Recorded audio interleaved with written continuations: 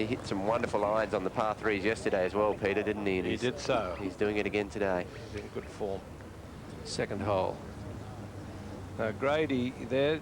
Now let's look from on high at what this second hole is. It's a marvellous hole, really, and let's face it, it's a 2-shot hole, not a 3-shot hole, although it's a par 4. There's the narrowness of the fairway, and that's where they drive to. And from there, it widens out a bit for the trees, but 2 bunkers come into play then by the green.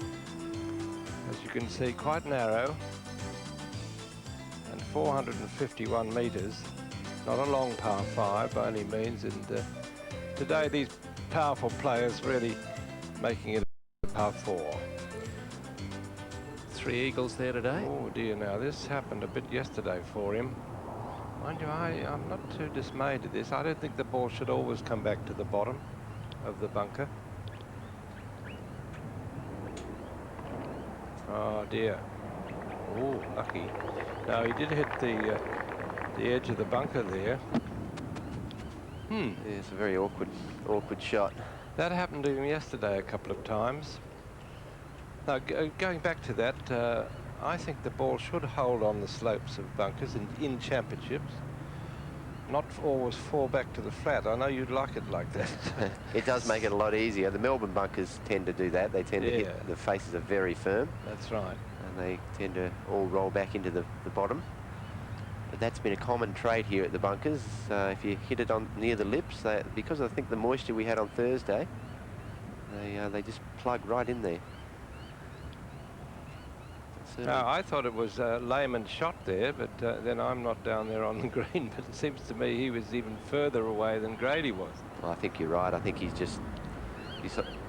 because he's putting has let Wayne play up, which they do. It's like etiquette, and now he'll, even though he was further away, he'll take his turn now.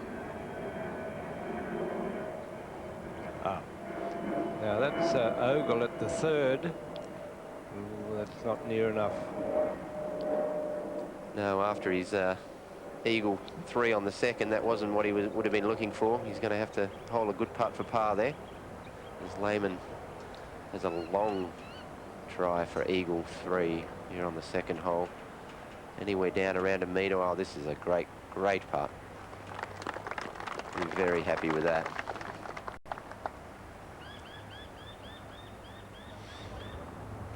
Now Peter O'Malley, a little fortunate to be on grass there and not sand. Whoops, stop. Oh, that, had it not hit the cup, I think would have gone a bit beyond his holding distance. Greg Chalmers, he's elected to chip it, which is interesting. We just saw Craig Parry there putt it from the fringe. There's not much grass on the fringe, so he's got the confidence in his chipping game to try and chip this in.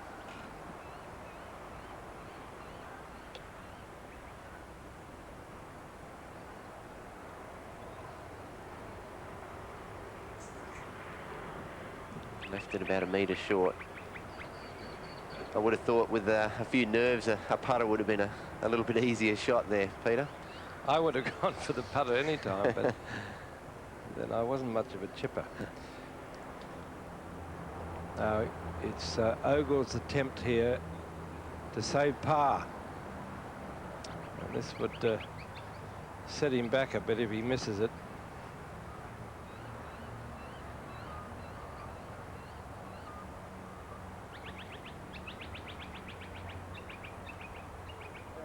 Oh, he held it! Oh, that's great putting. That certainly is. Wayne Grady now for a birdie 4 after that buried bunker lie.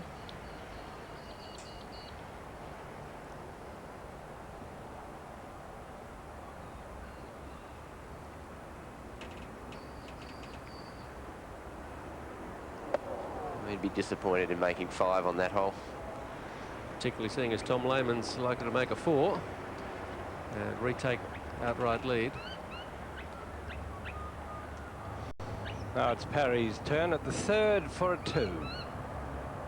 Marvellous tee shot, which to him on the tee must have looked like it was stone dead, but it's not. It's a metre, a little more perhaps.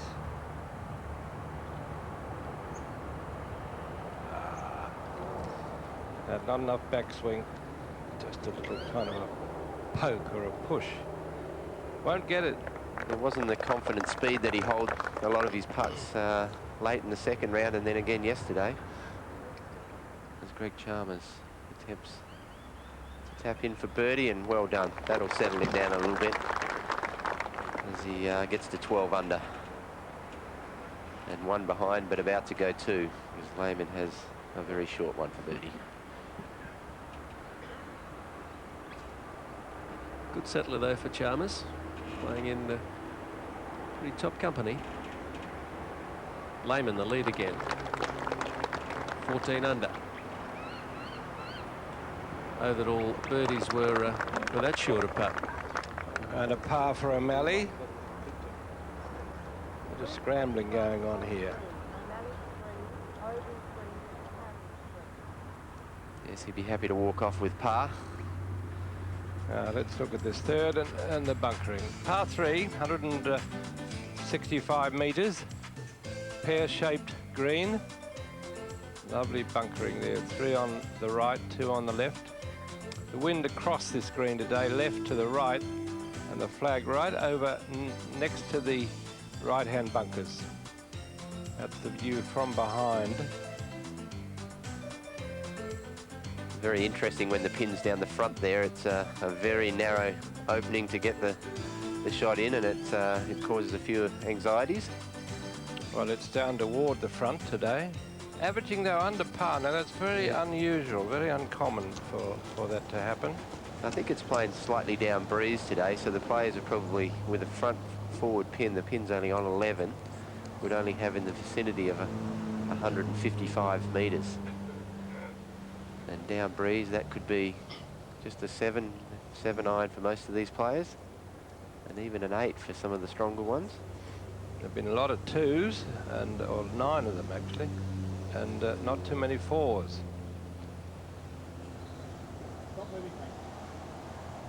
I think this would be probably a smooth 7 iron for Tom.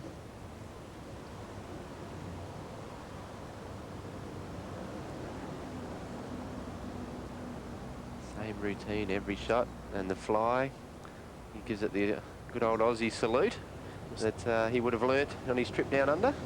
They've probably got them in Arizona. No, not like us, no. One of our tourist attractions. And you can see he goes straight back into his routine. Just about everything the same. Same number of waggles.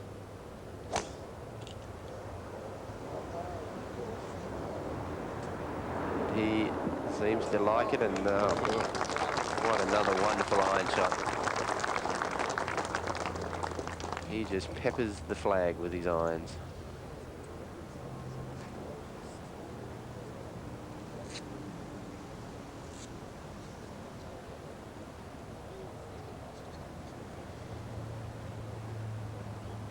Sixth here last year, Greg Chalmers. Pretty comfortable around this course. See him taking some deep breaths there. He will set this out into the wind, which is left side of the green. No, it's going wrong. Oh, it might be on. No, I think it's sandy. Yes, it's between the bunkers. Well, he won't know that till he gets up there. He'll get a pleasant surprise. He's going to have an awkward stance, but being a left-hander, I think, Peter. He might have to stand in the bunker to play that one. Lehman and Grady playing together, 1 and 2. And Chalmers with them, share of third. Peter O'Malley and Brett Ogle, who are in the group ahead.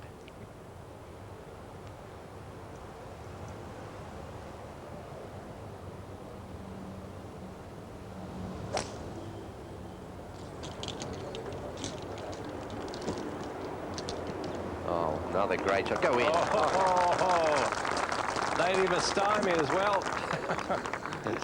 That's great stuff from Grady. Birdie opportunities there.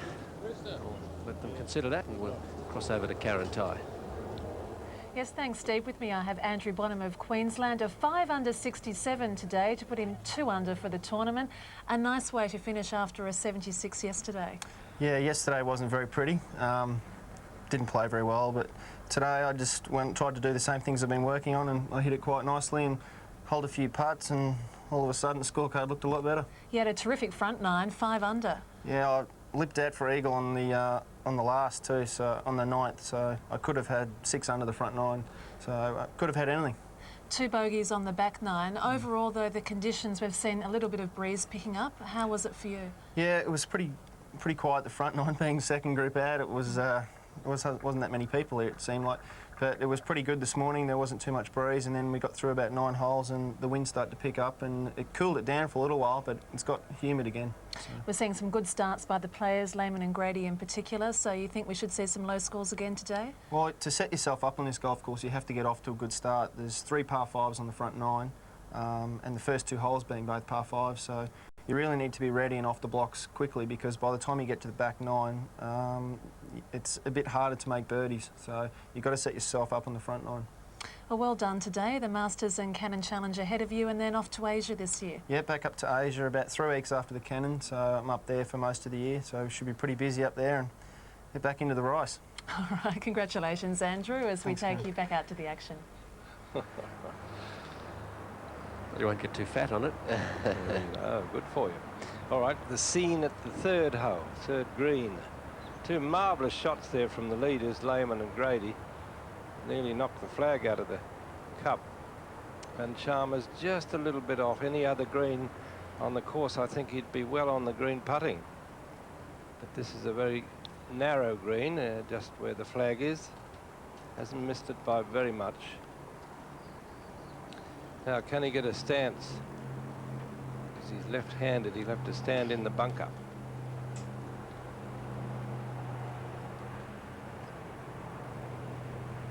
Again, you can just see him taking those deep breaths. He's still a little jumpy, and these shots really do test the nerves. Oh, well, he doesn't have to stand in the bunker. He can stand on its rim. He's got nothing under his right heel, though. Right on the edge.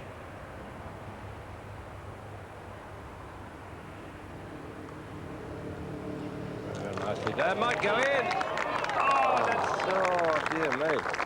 Well, he's manufactured a gem of a shot there. That was tough. That was going straight in, and it turned at right at the lip. What a good shot. Wonderful shot. Despite the nerves, he's showing some really good signs there, I think. He might have made a promise to somebody last night never to go up and rush a putt after he missed that little one on the 18th yesterday. I think that's what Wayne Grady might have just said to him. That'll put him in a good frame of mind. Well, Tom's got a 3-metre downhill putt here that's Wayne Grady's going to be watching very carefully. I think he's just moved his marker by moving it out of the way of Tom's line. You can just see the marker to the right, halfway down there. So he'll get a good read on the putt and hopefully learn something.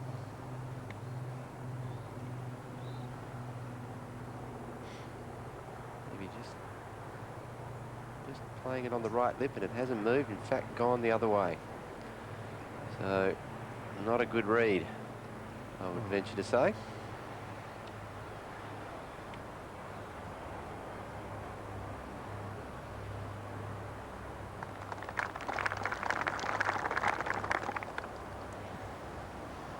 Well, that putt really meandered its way down to the hole. It took a little left and then a bit harder right.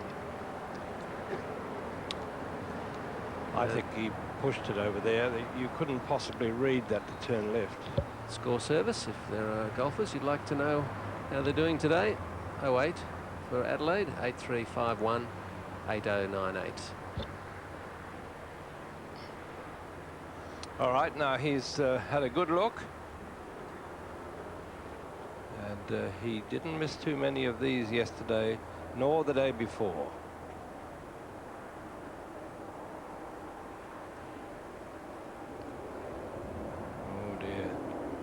Okay. I think he learned. Grady rejoins Lehman. He didn't give it much of a hit, did he? Just a, ooh, like a waft. Yeah, I think the greens, Peter, have just sped up that little bit, and when you get behind the hole, downhill, you're going to be faced with some really interesting fast putts. Well, there they are, the two of them, face to face and sharing the lead. Now there's a good view of the fourth hole. You see it's a blind tee shot. Not too many of those extant around the world. Coming up on ABC Sport, Cannon Challenge from the wonderful Terry Hills Golf Club in Sydney. Challenging layout, and we're looking forward to that. See it on the ABC from February 20. Well, over that hill I was talking about is Perry making a nice pitch. Another difficult little pin placement in there, tucked just over a down slope. If you fly it near the hole, it'll be difficult to stop. Craig's was almost perfect. Craig's won the Cannon Challenge too in the past. Yes, he did. I remember I finished second to him. Wayne Grady and Tom Lehman at 14 under. 2 clear of Greg Chalmers from Western Australia, Peter O'Malley and Brett Ogle of New South Wales, Shane Tate of Queensland, Michael Long, New Zealander at 11 under with Craig Parry, Mike Harwood steady at 10 under, and Steve Alker, another New Zealander from Hamilton in the North Island, at 9 under. Allenby going well today, 9 under. Jean-Louis Gepi and David Smale from New Zealand, also at 9. Kenny Druce from Queensland, Doug Dunnicky, USA, Anthony Painter, 8 under. Considering he had an opening round 76, he's really moved along. And Gary Simpson at 8 under, Martin Peterson 7, Paul Devonport, New Zealand, and David Ecob at 6 under.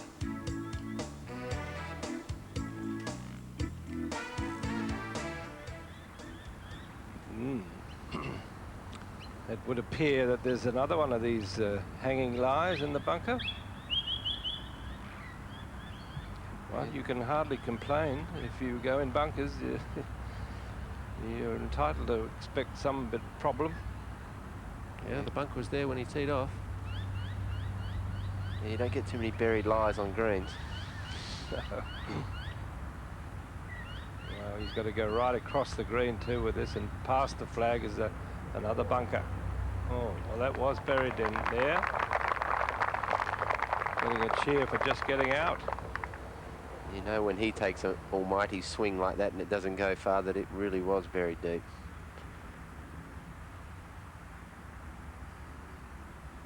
All right. He'll have to drop a stroke, I suppose. Here it is again. Look at the power he gives it, like he's teeing off. And out comes the ball with about a bucket of sand. Top breast the green.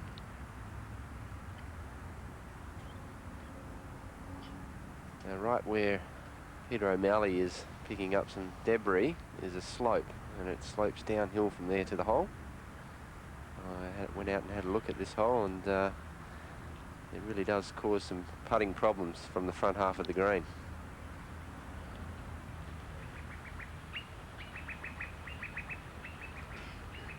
Peter has about a 14-metre putt.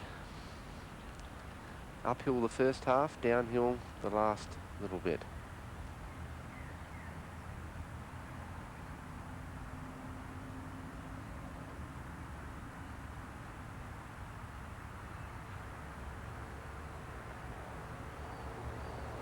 And that's the problem.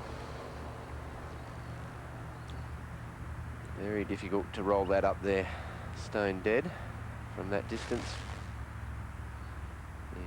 The people who set the pins, the PGA Tour and the South Australian Golf Association have been a little bit mean there. But it is only a short hole. Oh, O'Malley bogeyed the 4th yesterday, staring at a tough save today. Same story for Ogle. It's a long way from home.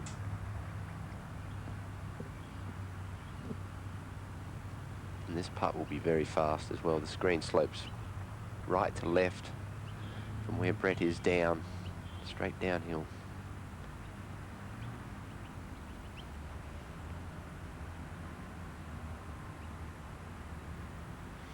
Well, there's really intense concentration from him. He's not making any jokes with people. Put his head down, thinking hard. He's holed 2 good ones. Can he do it again? At the line. That's a nice putt. An eagle at the second for Ogle, but bogey at 4. He'll mark it. Otherwise, he'll be standing on Craig Parry's line. Now that's Michael Harwood pitching at the 5th. And I would suggest near enough. Tate walking on the green there, and I can see his ball back there, look. Now he's had to go with the driver. This is just 297 metres. Very courageous play, that one. There's Craig Parry for birdie. As you saw Peter O'Malley's get away from him down the hill here. He would have seen that. And it's broken off left. Well, that shot was so close to being perfect, another yard or two in flight, and it would have finished right by the pin. He'll have to settle for a par. Now that's Tate playing his second. Oh, it nearly hit the hole, but it's gone a little too far. Well, he took the risk with the tee shot using his driver. That came off all right, but then he didn't make the most of it. Peter O'Malley, 2 metres left for his par. And this one he can be a bit more aggressive with. It's back up the hill. Going on the first putt, probably moves slightly left to right.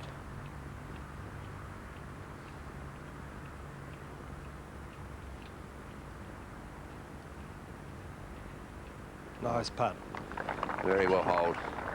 O'Malley 1 under for the day. 2 behind Grady and Lehman.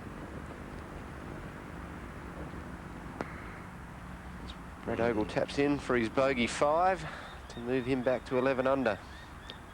And 3 behind Wayne Grady and Tom Lehman. Yes, he's there with Parry and New Zealand's Michael Long. Still a long way to go, but the birdies, they don't want to get him too far behind. He needs to get a few birdies to get close by, coming to the back 9. And here is Long.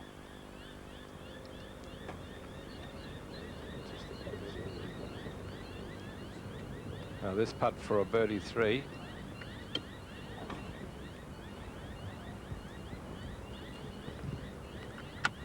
He's capable of holding this.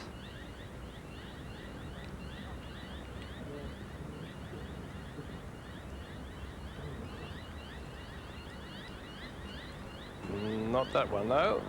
Not often that far offline, Michael Long. No, he is human. Yeah. To say that was a misread? Yeah, he didn't look that unhappy with the stroke, did he? He's got a wonderful, long, flowing putting stroke. No, Long is the word, isn't it? Not just his surname, but the fact that he does draw back. He does. Greg Chalmers.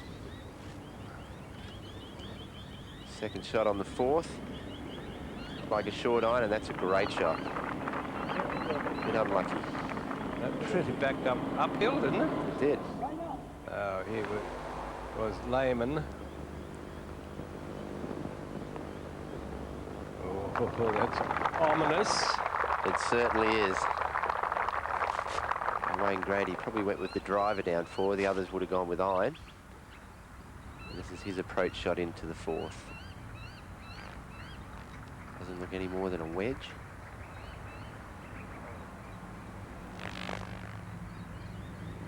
Oh, and another great iron shot. Well, that's why they're in the last group, I guess. They're hitting irons like that all day. Shane Tate. This for a 3 at the 5th.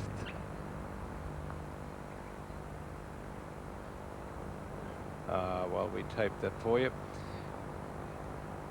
he'd be disappointed walking off with 4 after taking the risk with the driver. Oh, when do you see that? The longest off the tee, but furthest from the pin when they get to the green. Mike Harwood after a wonderful wedge shot in here. Birdie putt. Wonderful. Good for him. Howard to 11 under. Yes, that's a good start for Mike. Couple under for the first 5 holes. And, he'll be feeling quietly confident that he can sneak up into the top half a dozen.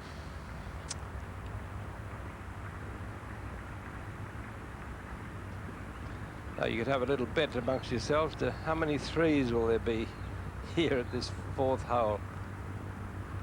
1, 2, or 3, or none. Well, I wouldn't be backing none. No, there's bound to be one at least. Yeah, these guys. I would think.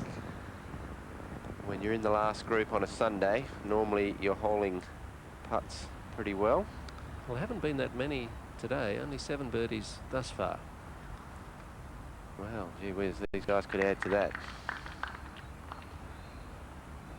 They're all about the same distance, but Wayne Grady's going first. He must be just a shade further away. Now you can see to the left of him there, there's the slope, so this putt should go left to right.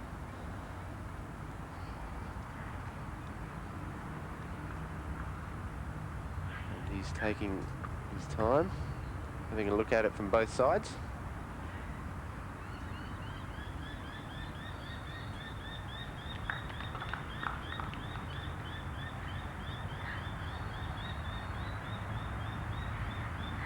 I would think this is very easily misread. I mean, we can make our own guess from what we can see, but it could even turn left, couldn't it?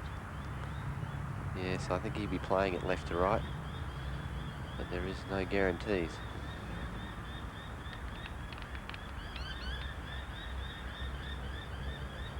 Oh, he got it. Took the side door, but that puts a little bit of pressure on Tom Lehman to respond. Well, that was a good read, as they say. Good read. Well, it's a great start from Wayne. He's 3 under after 4 holes.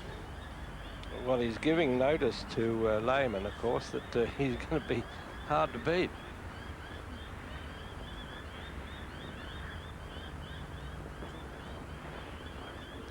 But you can certainly hear the bird life here at Kooyonga in the background there. It's Greg Chalmers for birdie. He really needs to make this one.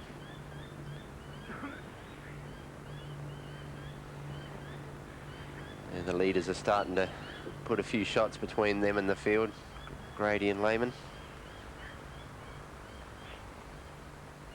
And if they're not careful, it could become a 2-horse race. I think it is already. It's starting to appear that way. As long as it's not one. One horse. Yes. Makes it hard to get a bet on when there's only one horse. We won a contest. Now the pressure back on Lehman, but we'll just go ahead. And Craig Parry. Well, Ian Stanley's down with these second shots. Yes, Steve, he's got 80 metres to the front. Let's cut some 22 on. There's a big ridge they've got to carry over. And he's playing downwind. He'll be fairly happy with this one. Oh, yes, it's nice. Yes, the pin's just tucked up on top of the tier there, so he's played a little safe. Now let's see what Lehman can do here at the 4th. Grady already in 3. Oh, he missed it. Well, that did turn to the right, clearly. That could irk him somewhat. Yes, so Wayne Grady has got the lead by himself. Peter O'Malley. What's his distance, Ian? 76 to the front. He's hit sand iron, but it's, if he can get a bit of stop, which he has, he's in great position there. The greens are very, very soft on this side of the course. And the other ball there was Ogle. this is how he did it.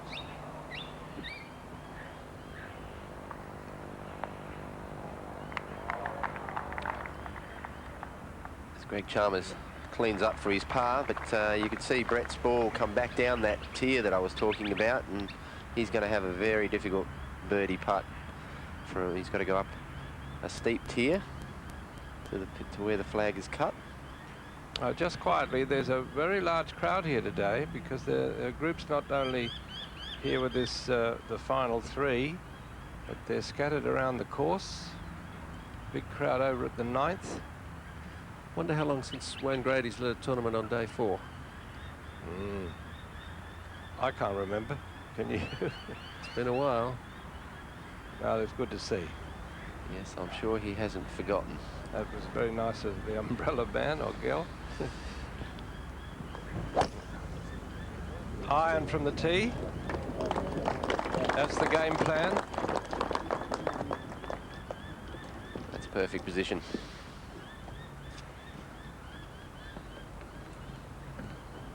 And this is the hole that you have the option if you want to try and hit the driver through the gap.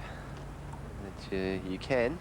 Shane Tate tried it, pulled it off, but didn't make birdie. So these guys are playing it the more conservative way with a 2 or 3 iron off the tee, leaving himself a wedge into the green.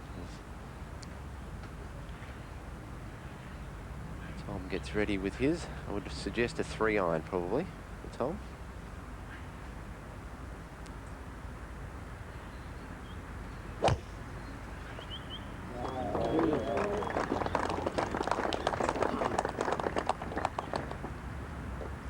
Excellent hit from Lehman. I'll leave you with Peter G.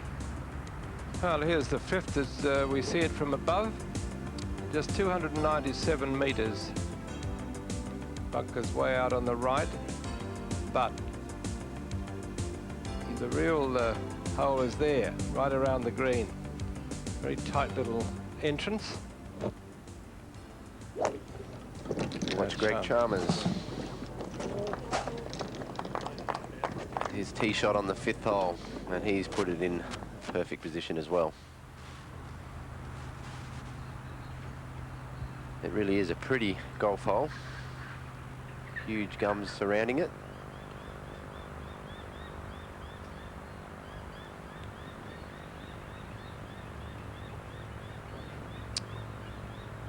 Now, Ogle would have putted, of course, before Parry.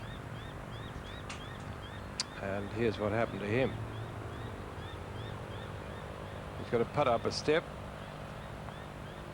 Coming up now. And levelling out. Well, that's satisfactory. Now live. Greg Parry for birdie 3. Well, that was a much better pace. He might have just hit it through the break that he was looking for. But that is a good holing pace when you do miss and they roll 1.5 feet, maybe 2 feet by.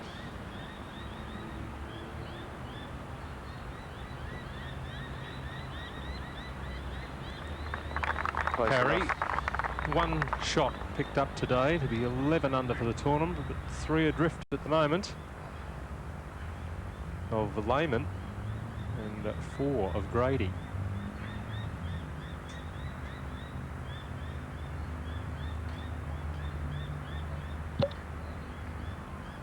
Now, O'Malley is in that range where he should hole it.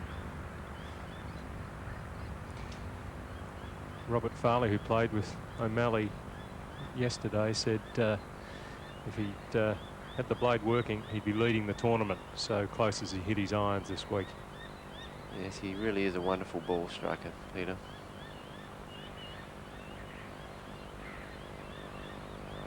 That Well one's worked. Good on him. He can't be missing too many. He's 13 under. And he needs to keep making them. These guys don't look like they're going to back up front. Just formality for Ogle. But 2 holes past now, and his forward progress has been halted. And his hat fell off as well. There is a bit of breeze out there, blowing the the hat off.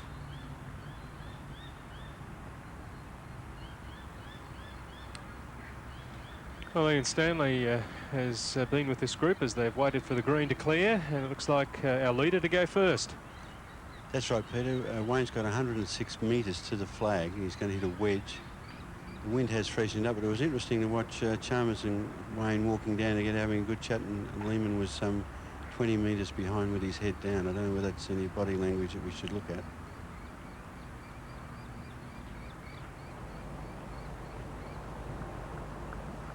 Very meticulous.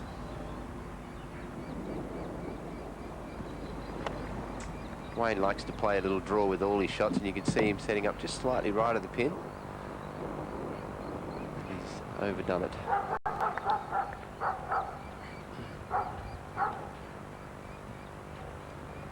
That's an interesting thing Ian just said, isn't it, Peter? It's a different personality that Tom Lehman has to Wayne Grady. Yes, he's well, very self-sufficient and keeps his own counsel.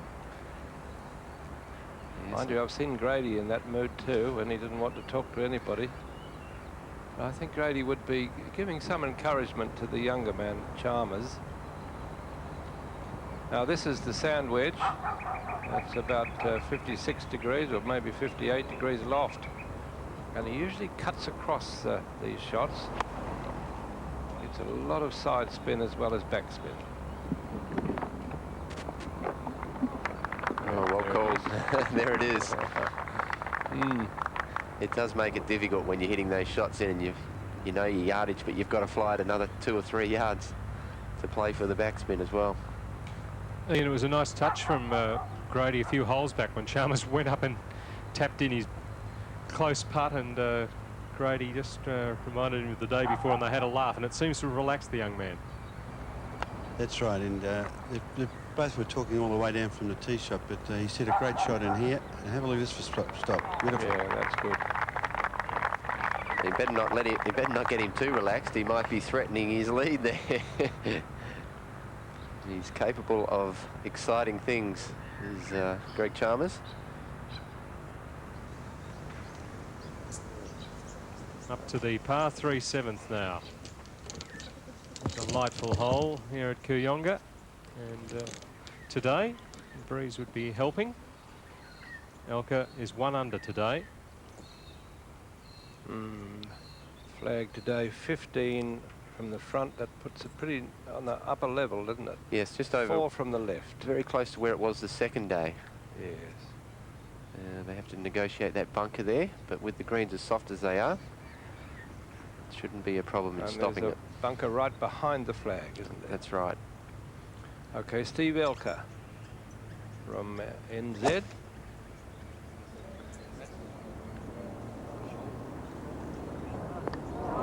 Oh, what a beauty. There's no prize for a hole-in-one here, is there? No, there isn't, I don't believe, on that hole. We wait till we get to the 14th and 15th. There's Doug Dunakey with his tee shot. A little earlier on the 7th.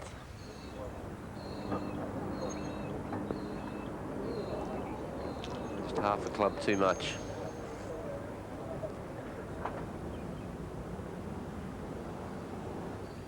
Now David Smale, another Kiwi. I suppose those two are talking to each other in Kiwi, aren't they? Wide stance. Pretty strong hit.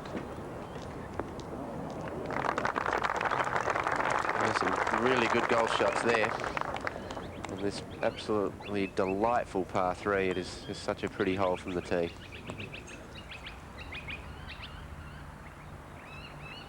Well, it's Grady to putt first. Now, who was it had a putt from there? Long, Michael Long. And we saw that he missed on the right. So there must be a bit of slope there from left to right. And Grady's the one to detect it. He's a pretty good reader of greens.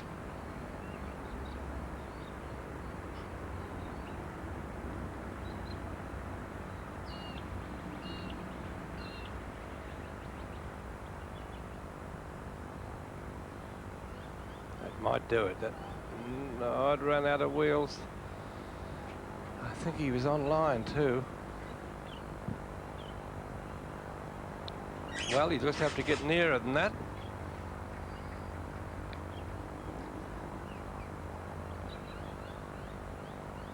Yeah, he would have been disappointed with his pitch in there to have a wedge in and not get it sort of inside the 15-foot range is disappointing. Lehman now has about a 4-metre putt for his birdie 3, and he would have seen Wayne's ball roll relatively straight. If there's any movement, I would suggest it will go slightly right. These are the ones you need to make. Yeah. Well holed. That was a really good, a positive putt. Didn't spend a lot of time standing over it. So Grady went one in front on the previous hole. Lehman does not let him lead on his own for long. Now come on, Chalmers. Stay with him. Put this in.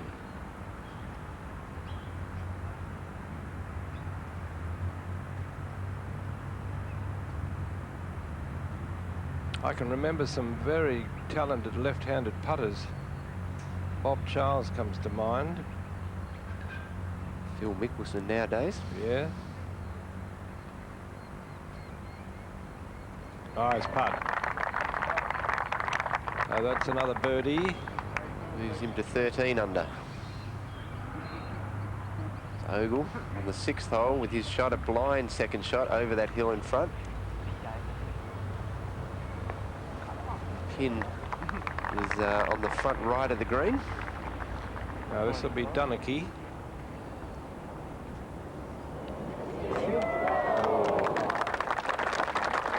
A large crowd around this green.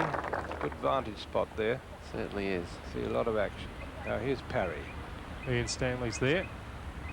Yes, Peter's got 155 and the flag's cut on 12.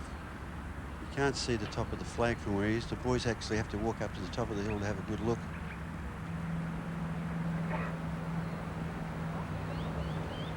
That looks pretty good.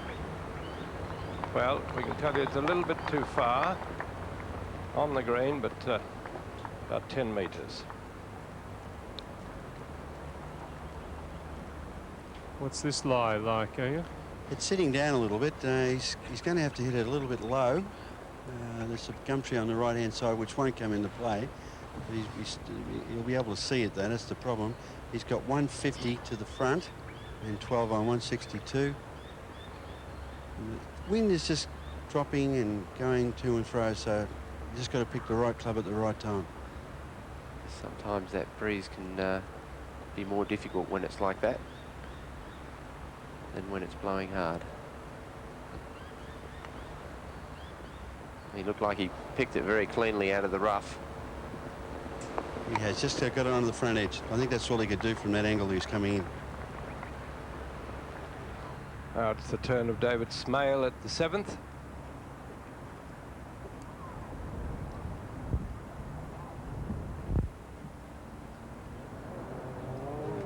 No, he didn't pick it.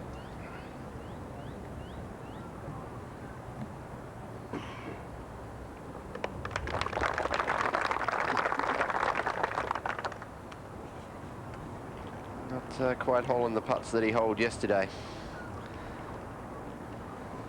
Still, he's one of the few that did better coming home than going out, so maybe he does the same again and he might jump up on them. It's true. Tom Lehman with his tee shot on 6, going with the iron to take the bunkers out of play.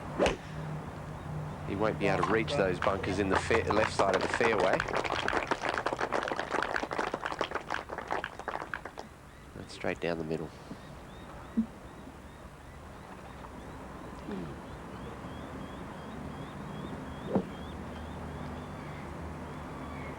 A little more power in the hands of Chalmers.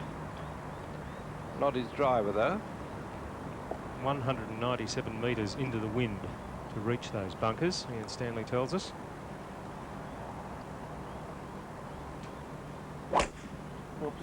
It's a good tactical hole, this one, because you had the option to hit the driver.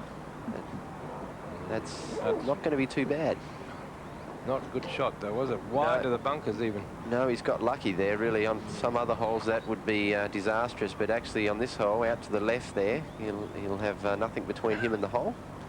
No, here's adventure, because this is his driver. Well, you have that choice, don't you? You can try and drive it Yes. up equal with the bunkers, but it is a risky shot. Then you can get a look at the green. Yep.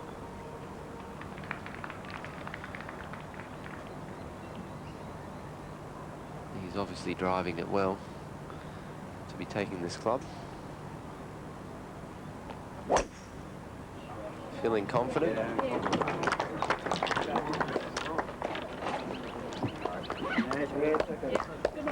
Oh, that's lucky.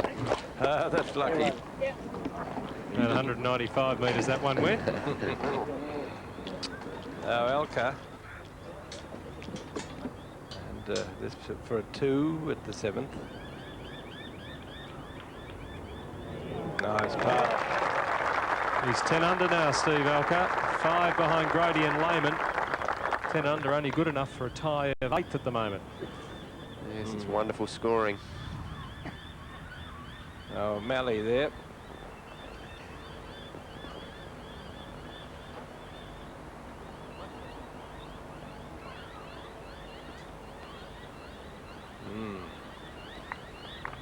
Well, he knew it was fast. It was just really an approach putt. And I think he's pretty satisfied with it. Listen to the racket of those birds. Yes, they're enjoying the pleasant weather as much as the golfers, I think. All these people come around into our territory. Okay, now the 7th green is clear for Michael Long. And I'd say this would be an 8-iron for Michael.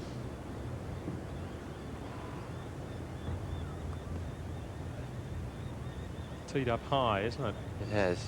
Help get it a little bit higher and stop it a little bit quicker.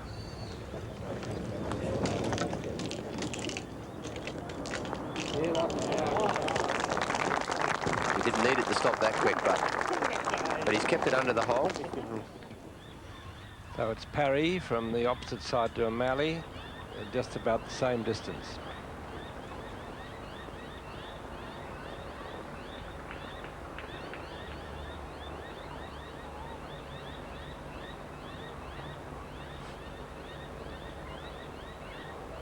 Oh, it's in! What a monster! That's further than you go on holidays. Doesn't surprise me. He's a wonderful putter. Well, that was a bonus, that one. Shane Tate with his tee shot on the 7th. I would think he'd have an 8-iron as well. Lean would suggest it's gone right. Backwards. It's just about where he holed out yesterday. Yeah, that's about where the hole was. Down on the bottom tier, and he's going to have a putt up the slope to where the pin is today. Now Ogle's on the same line as O'Malley. Now you'll need to do something in the next couple of holes to get back in the game here. Yeah, something like what Craig just did would help, wouldn't it? It would, yeah, something like that.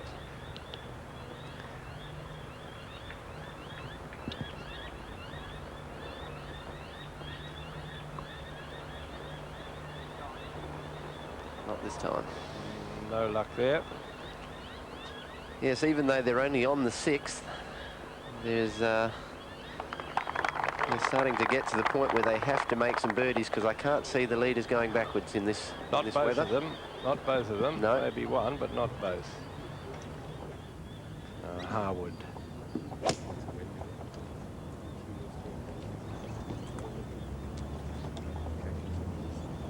That's wide of the mark too. And down the tier as well. He just hasn't quite played as well the last 2 days as he did the first 2 days, and I think that's just through lack of probably not being in the position for some time. Chalmers has gone up to the crest of the hill to have a look at the green, and in particular where the flag is. Well, now he knows all about it. Now let's have a look at it from on high. We drive out through the trees and try to keep out of those bunkers on the left. And then the fairway climbs up to a ridge so that the green is out of sight. And then past the green, it drops down again quite steeply. Just one bunker out front there. One bunker short right.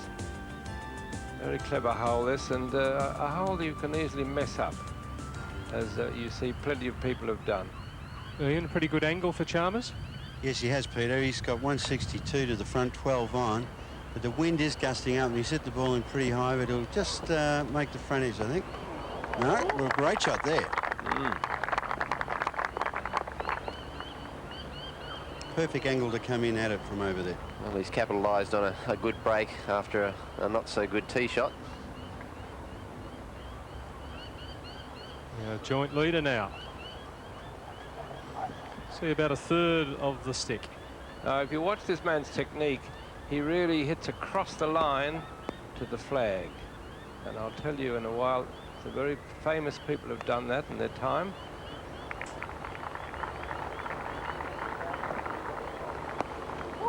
No, that's overdone it. A wrong club there, I would venture to say. Would you know? Well, you wouldn't know. The people I'm thinking of who played that way, hitting across the ball. Well, Trevino springs to mind. Iron shots. Well, before him, the great Ben Hogan. Yes, that's right. And Sam Snead, both. And yet, there's modern teaching now that asks you to hit straight through at the flag. And Wayne Grady with his second shot into the sixth.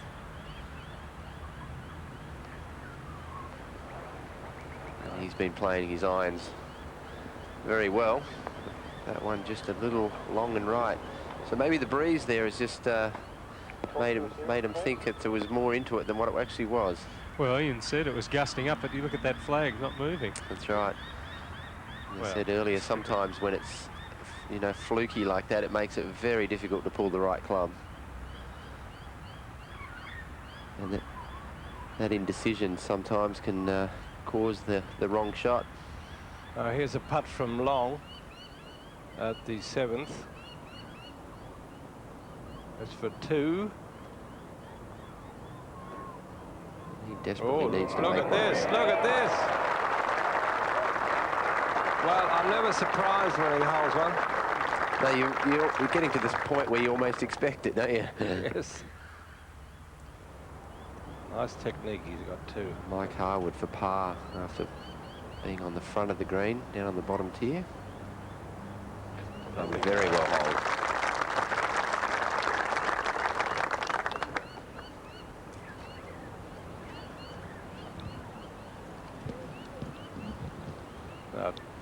Tate with this tiddler for a par 3. So he's still at 13. He's picked up 3 shots in 7 holes today, Shane Tate. Just at the start of the day, he can shoot a really low score when he gets going. And after the birdie there at 7 yesterday, he was probably thinking of another one today, but still, par's not bad going at all. You can't birdie every hole as much as you'd like to. And as Peter said earlier, there is a big crowd here for this final day of the Ford Open Championship. Life member of the South Australian Golf Association, Bay McDonald, thinks around 12,000 at the moment, so and they're spread right around the course. But it looks like the lead is going to be Grady or Lehman for most of the day, so they've got the majority of the spectators. And Lehman, well, can't be too bold with this one, can he? He's a good chipper. Yeah, pretty straightforward. I haven't seen him hit a bad chip yet. Looks like he's got a good lie and a lot of green to work with, and while it is probably slightly downhill, it's a very flat green, this one.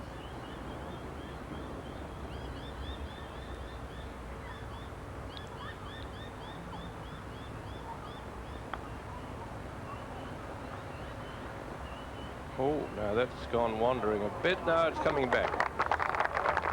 Good enough. Peter O'Malley on the 7th. Watching it closely.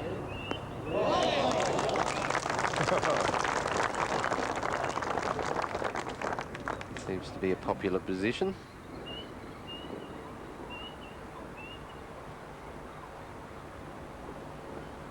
Well, Grady's, although on the green, no, he's not on the green, is he? He's on the fringe. He's in really a similar position to Lehman, and he's really got to be careful that he puts this absolutely close to the hole.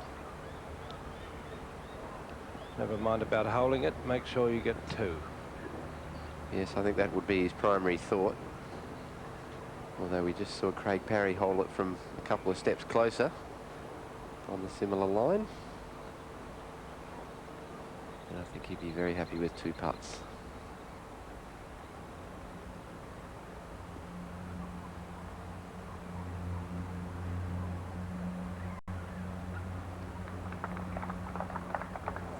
Oh, nice try.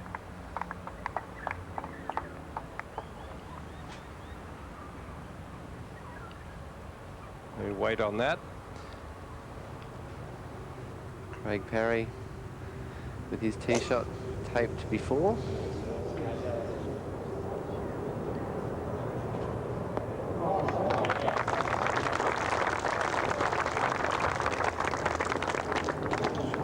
Great entertainment for the fans up behind the screen. They can sit there and just soak this in. You're about on the same level as the tee, a little bit above. Zogel, a moment or 2 ago.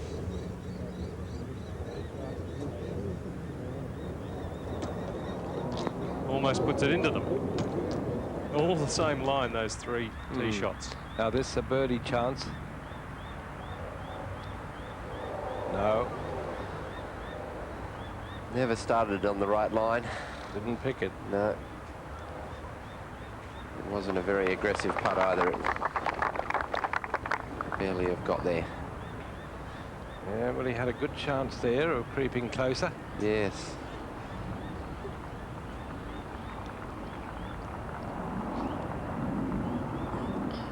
Wayne Grady to tidy up for his par.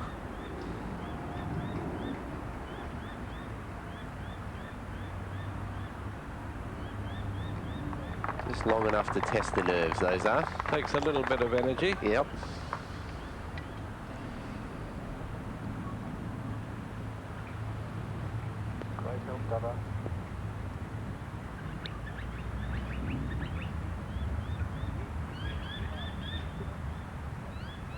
He's been very close, very attentive with this short putt. He looks like he's got a ball mark right in front of the ball. That's what he was tapping down. He's repaired and tapped down.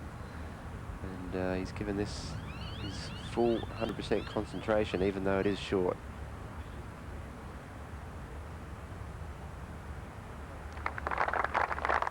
So he stays in the joint lead with Wayne Grady, his playing partner, Chalmers. The third of the trio is equal third at the moment with Peter O'Malley and Shane Tate. They're off to the 7th, which has yielded just 5 birdies today. And this is a wonderful hole. They tee up and it goes down a swale. There's a water hazard down there that doesn't come in play, and then up a steep slope to a green that is well protected, not only by the bunkers, but by a steep slope at the front of the green and behind the green where the spectators sit. And this is looking back towards the tee. And you can see that slope there full of spectators, and what a wonderful sight it is.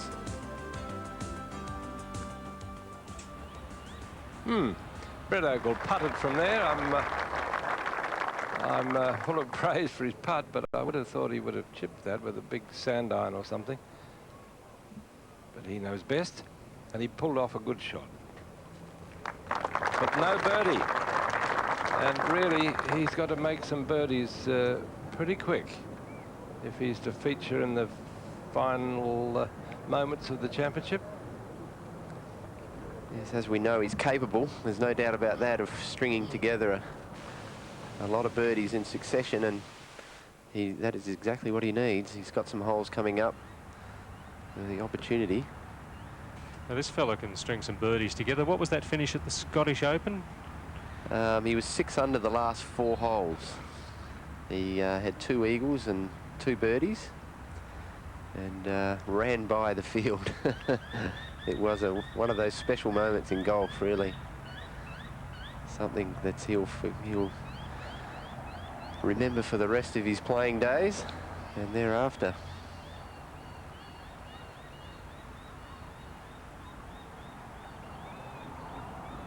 O'Malley to go to 3rd. Stroke behind the lead. He would have had the advantage of seeing Brett's putt go right, but he didn't learn too much.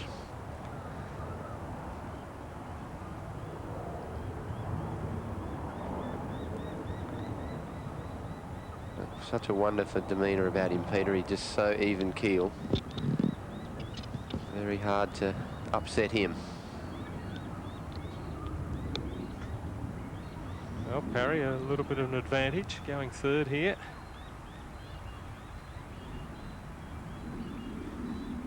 A birdie here would do him a great deal of good, because it's not really a birdie hole, this one. So the chances are he'd pick one up on the leaders if he put this in.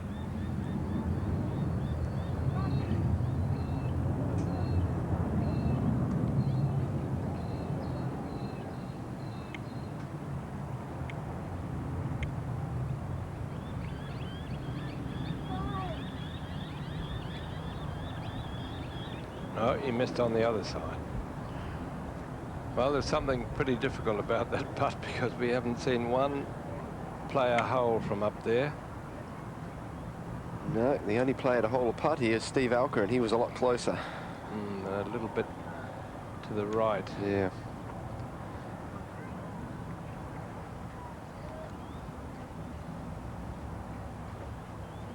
Left himself just a little bit of work.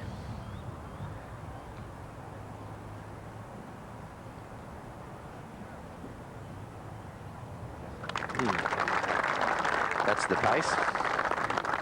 Straight in the back of the hole.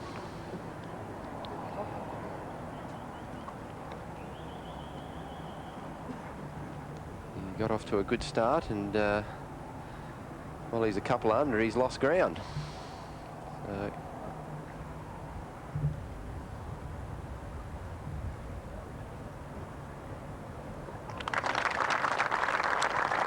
And that's a 3 also. 3 pars. And off they go to the 8th. Well, I think the way these guys on the tee are hitting their irons, I wouldn't be surprised to see one of them really stiff it here. There's the list. Grady and Lehman at 15, and 3 of them at 13 now.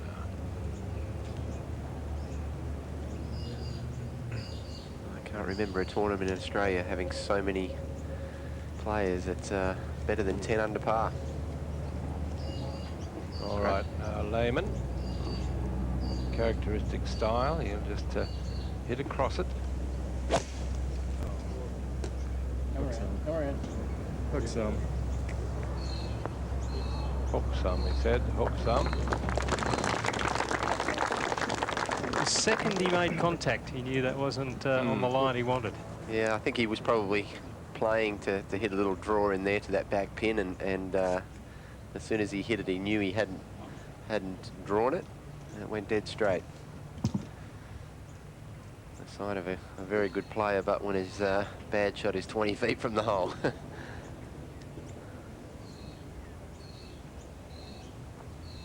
Now, this is not an easy pin for Greg. He likes to hit the ball left to right, or a draw, and the pin tucked over there. He's going to have to start it out actually left of the green.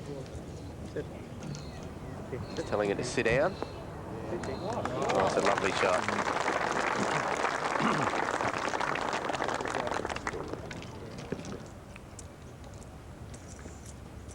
He's hanging around. You know, they haven't shaken him off yet. Of course, with the multi-level here on this green, as a player, you've got to make sure that you get to the upper level. if you pitch short of this flag, I think there's a danger that you'd come back down to the lower regions. Yeah, that's right. That's why they're all just pitching it slightly long. It's Grady now.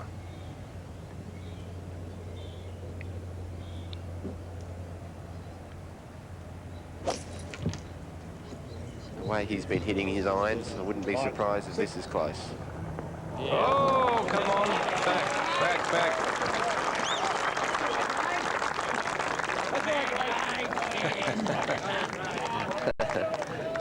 Is this tournament in South Australia or Queensland? He's a favourite wherever he goes. Okay. He's a very popular guy.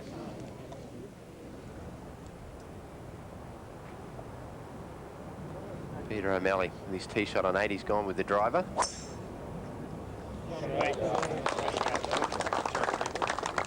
And the crowd behind the tee like it. In perfect position on the left side of the fairway. He'll be able to see the hole. If you drive it down the right here, you can't see the green and you have a blind second shot.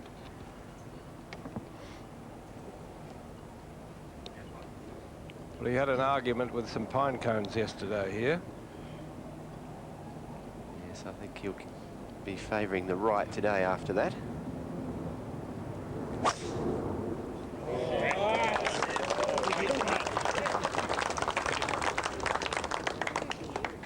That's super. That's an enormous drive. Here's the view of this one. Again, we're playing with this ridge that goes right through this section of the course. And this hole, the 8th, you drive to the crest. There are no bunkers on the ridge. Plenty of trees, though. And then it goes downhill from there to this big round green, which is a dome shape. 2 big bunkers, one each side, standing guard. And you can perhaps see how narrow it is. So a lot of people go wrong here, as you see. 18 bogeys and 3 double bogeys here, and just 3 birdies. One of those birdies was from our co-commentator, Brett Officer. Unfortunately not Bob Shearer. Bob's had a bit of an up and down weekend, but good to have you back in with us, Bob. Welcome. One of the bogeys, Pete, and I was very happy with that.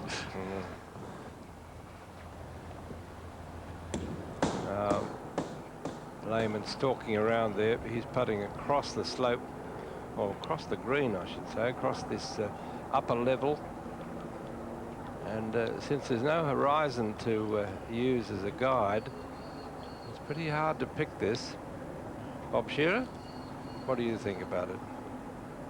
Well, I haven't seen his shot, but where he is, Pete, he's going right across the green there. Yeah, little downhill, but fairly good chance, this one. Yeah? Yes, oh yes, he's on the same level as the cup. I believe it'd be only slightly downhill, but and a little bit to his left to right, I believe. Left to right? Sorry, right to left. That's why I was in those trees today.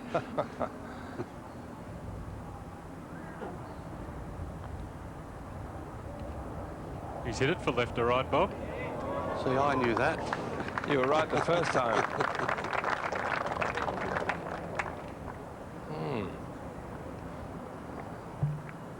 Well, that's very deceptive, that slope.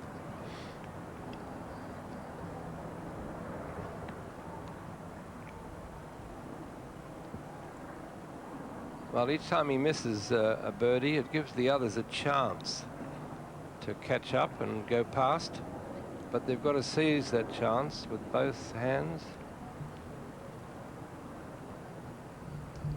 Greg Chalmers here must have hit a fine tee shot right behind the flag.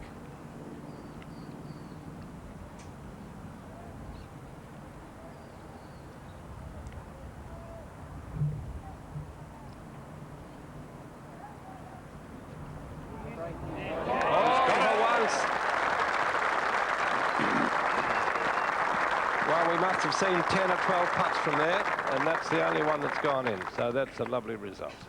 Just the 6th birdie of the day on this par 3 7th, and Chalmers is now on his own in 3rd place.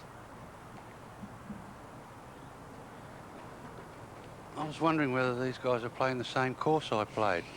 Is there one near here? Well, You're over in Royal Adelaide, were you today, I Bob? think so. you had that gale blowing when you played, and it's all calm now.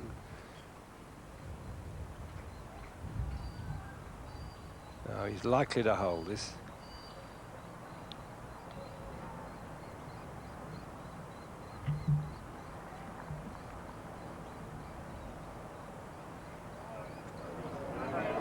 Oh no, that was half a stroke. When he doesn't draw that putter back far enough, he can't get it in, can he, if he doesn't draw it back?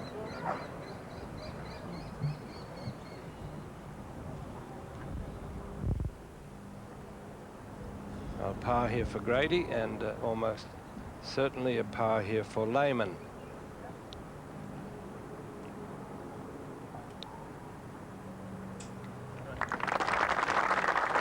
No change in the lead. But Greg Chalmers has made up one on them. And he'll be feeling more at home with every moment. Up ahead at the 8th. Ian Stanley with Peter O'Malley. Yes, Peter's got 145 at the front, 14 on, but as Bob was saying, he played in very windy conditions this morning. It's still gusting around the green here as the ball goes through the pine trees. Fine shot. It wasn't really windy, Ian. Peter was just being nice to me. Okay, Craig's got 138 plus 14. 152 metres to the pin. And we can see he's on the right side of the fairway here. You can just see the top of the flag. Just to the right of our television scaffolding.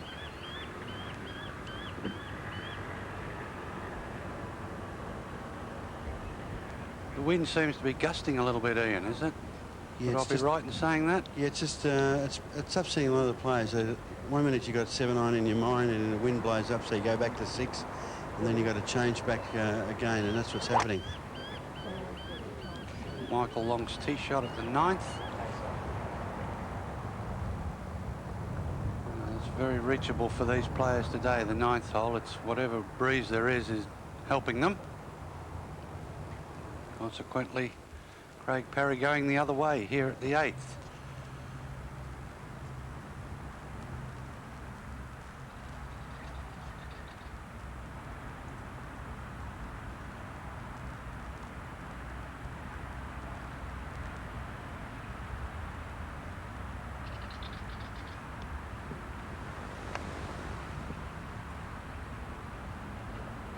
Doesn't seem to like that one. Well, not one of his better ones. Indecision played a hand there, did it? Could be. Sometimes you go with the stronger club and back off a little bit and leave the club face open and push it to the right. Oh, that's Tate.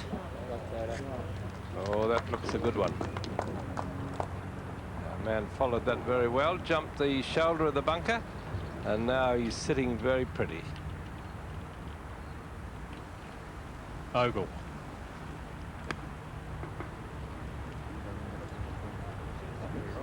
Right on line.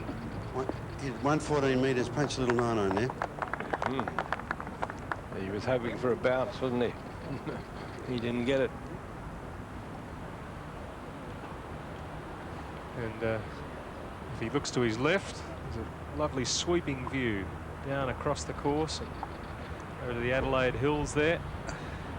Very sandy there amongst those pine trees, though, and those players managed to keep out of danger. But a bit of elevation in this part of the course, and they'll be enjoying a little bit of a cooling breeze there. Yeah, well, the 8th hole's probably the highest part of the course.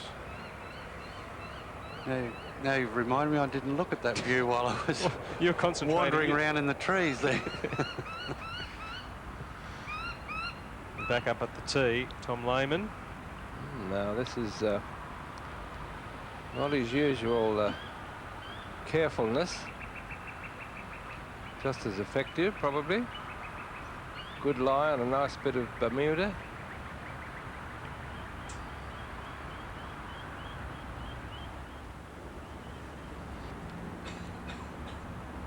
That's the fairway club.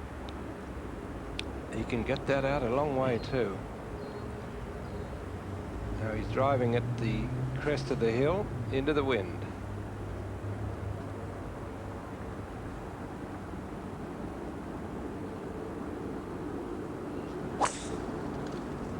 Whack. Yeah, that's beautiful. Beautiful, beautiful.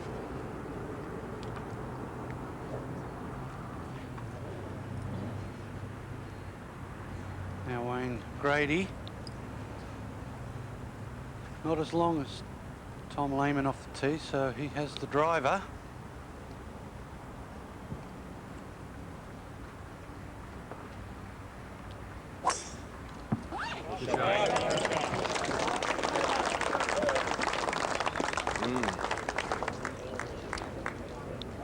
Perfect position. And Chalmers had the honour there, having had a birdie on the previous hole.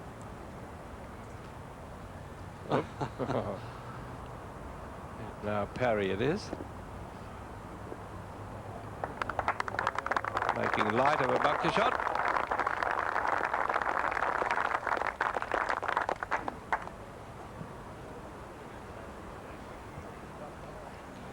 Pick up Greg Chalmers' second shot shortly.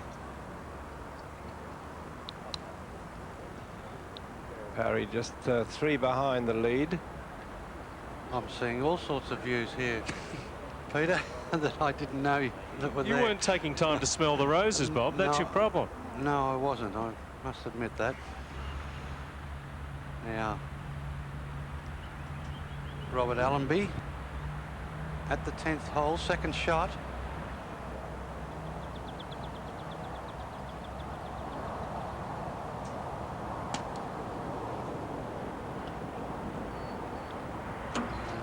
Oh dear. Oh, that one. Yeah, goodbye.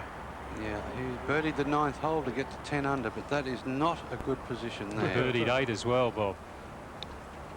Okay, well, Now it's Ogle.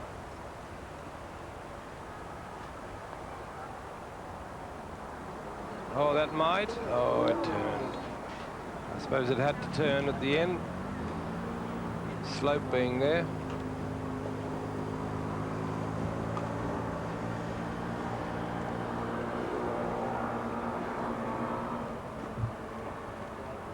So like in Allenby's case, he's got to go for broke, I think, hasn't he? I mean, he's 10 under now.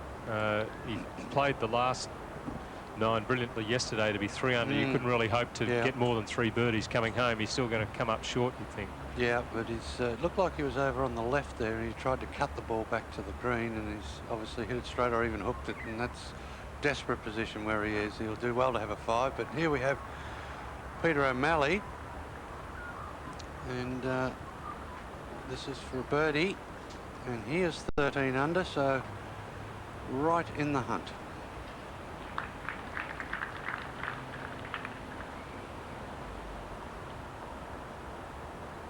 Maybe. Oh, no. So left to right putt that one, and just misread it a bit, I think.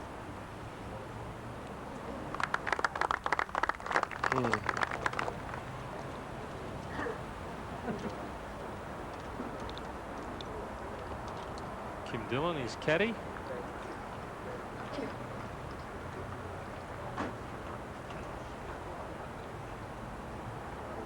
Long-time friend of Peter O'Malley and doing the bag work this week. You can combine that with TV reporting.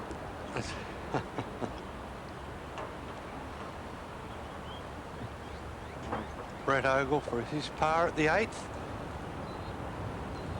Take a bit of care with this one. No problems.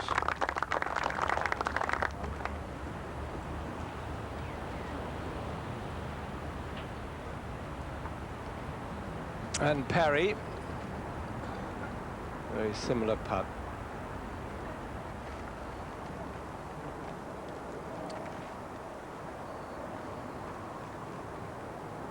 Oh, he'll stay at 3 behind. Master of the bunker play, Peter. Yes, we've seen some good ones from him this week. Now, here's a fella with an outside chance of winning. My word.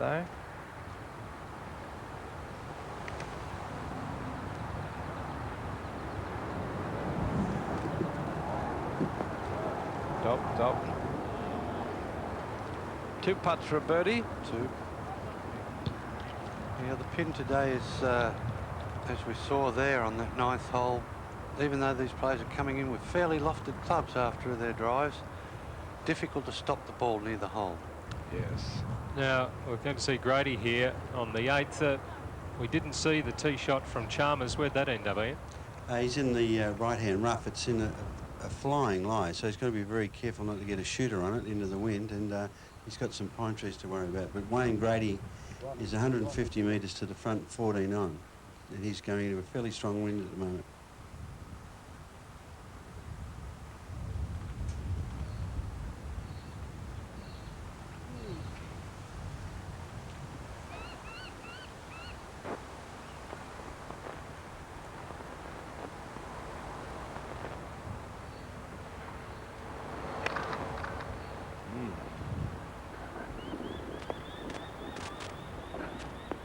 Beauty, just on the edge of the green there. The boys are struggling going in here because the wind is swirling around. The flag is going from left to right at the moment, and sometimes it goes the other way.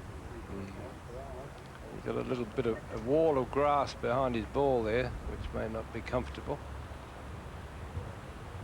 Lehman. Oh, now. Okay, well, Robert Allenby there, we just missed it, but his ball was up in the tree. So that's a penalty. That'll be unplayable. Back to Tom Lehman. That started straight at it, I think. Caught by the wind and it's come up short. Yeah. The wind has just changed the game. Still, he's better off than Grady. Greg Chalmers has got 132 metres to the front, and he's got a problem with this lie. It's sitting down, and the grass is growing towards the flag, so the club will shoot through the grass, and he could get a fly.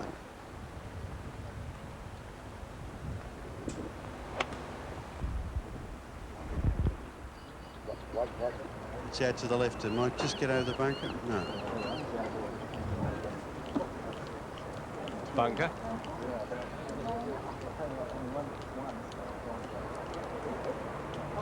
Okay, Peter O'Malley, 9th tee.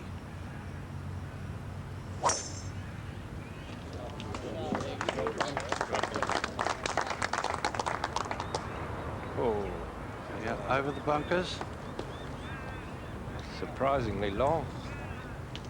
How much is the wind helping here today, Bob? It's what there is straight behind, or quartering a bit from the right. So it's a perfect wind for this hole. The players can start it down the right and turn it.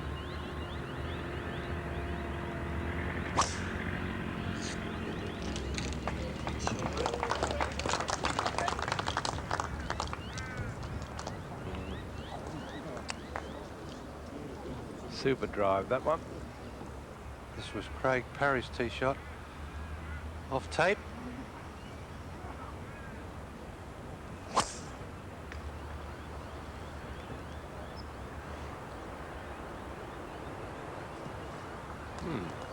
No, that's not too good there.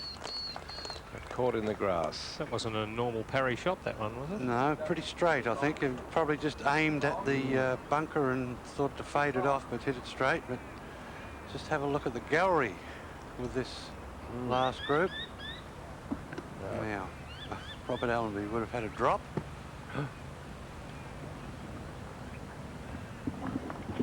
That'll be his 4th. Pretty lucky to find it when it's in a tree. Now Chalmers in the sand.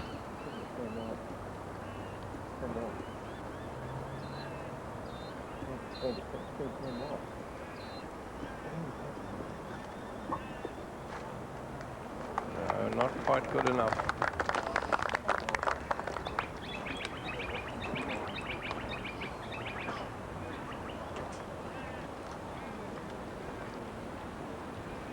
Yes, that's the travelling gallery there, following the this group. And there are also several seated galleries. Peter, you noted that Tom Lehman had had some physio on his back. Yes, he went for a massage after he finished his round yesterday because he felt something was not right. Apparently, his wife Melissa has confirmed that he's trying to work on it while he walks up the fairways, trying to keep it supple, and it's giving him a bit of jip at the moment. But Grady, as you said, has got that fringe right at the back of his ball.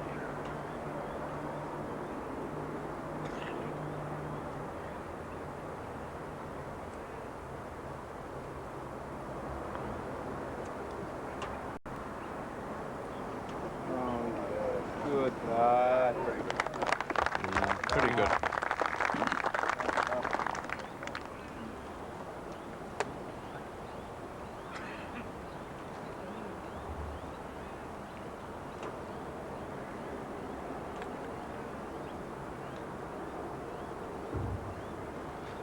There's the ball of Lehman, and he'll putt that, even though he's not on the green.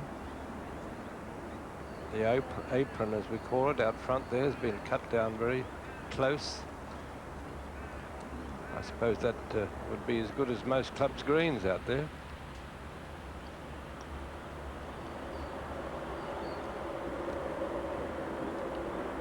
Gary Simpson, about a metre left for par on the 10th. The leading South Australian is 9 under, and that's a tie for 13th.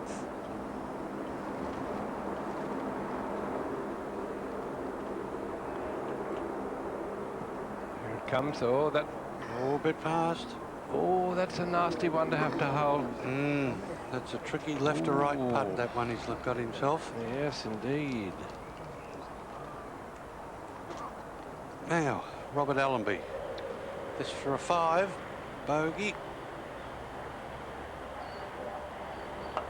No. And I think the Victorian will know that's his chance gone of winning this championship. He was going to give it all he's got. He went out today in 3 under 34, but has given 2 shots back on the par 4 10th. Now, this long putt here, relatively speaking, for par.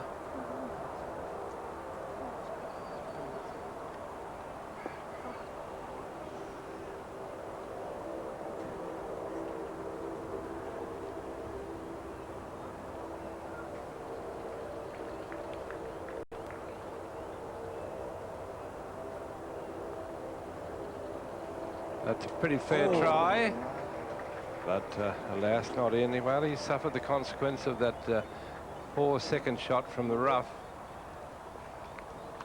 A 5 stops his run. Now, can Wayne Grady capitalise? We'll come back to that. This is Shane Tate's eagle try at the 9th. Oh, pretty good from there. That's a sizable putt that Lehman's got. That's about as long as he is. That's what, 6'3"? A couple of metres. I suppose, yeah, if you sort of laid him down from head to toe, it'd be about that length, wouldn't it? But it's got a little bit of a curl to it. So might he at the moment, especially if he misses this one. Half horseshoe, and Lehman goes back to 14 under. Grady with about a metre putt to maintain that 1-stroke advantage. This for birdie for Tate. He's 14 under with Lehman. Now Craig Parry's second shot at the 9th. We saw his ball come over the bunkers. Heavy rough. Just laying up short. Give himself a pitch to the green. Oh, Well, he's got that a long way up there. yes, he nearly got it to the green. The ball was obviously not as in the thicker grass. But, What sort of iron do you think Ogle will need, well, Ian? Well, he's got 155 metres to the front. They've hit enormous drives down here. It's straight downwind. And I think he's got something like a 7 iron, which he'll be able to hit it up high and carry the bunker and check it.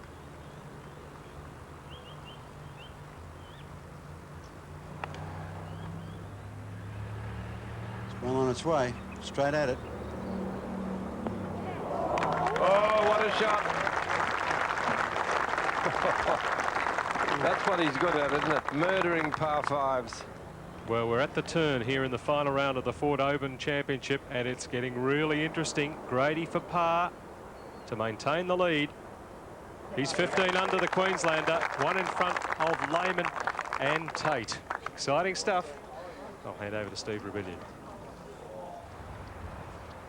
And O'Malley not out of it yet either, is he? Just 2 behind. What was that, Ian? I think he's going 7 iron. He changed from 8 to 7 to make sure he got over the bunker, and unfortunately he didn't make it. Actually, the wind was knocking it down as it went through the air.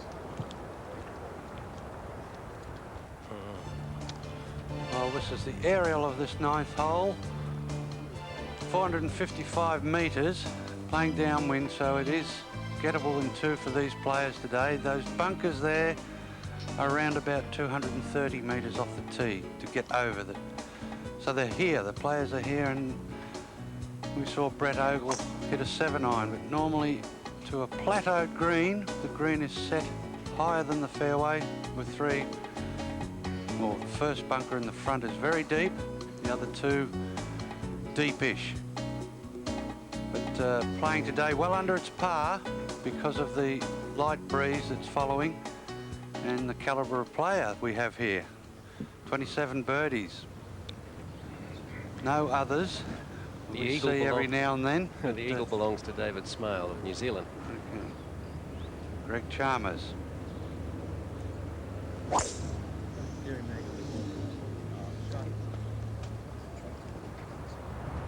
Oh, that's My a bad goodness, one. no.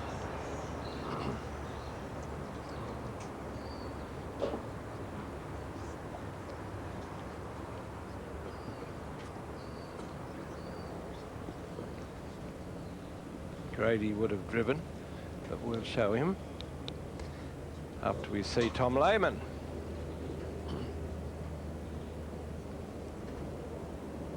It's that characteristic little shrug of the head, isn't there, to loosen him up.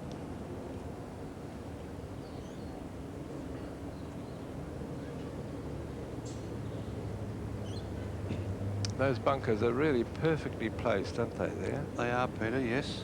They're not, they didn't come with the, with the course, they were built.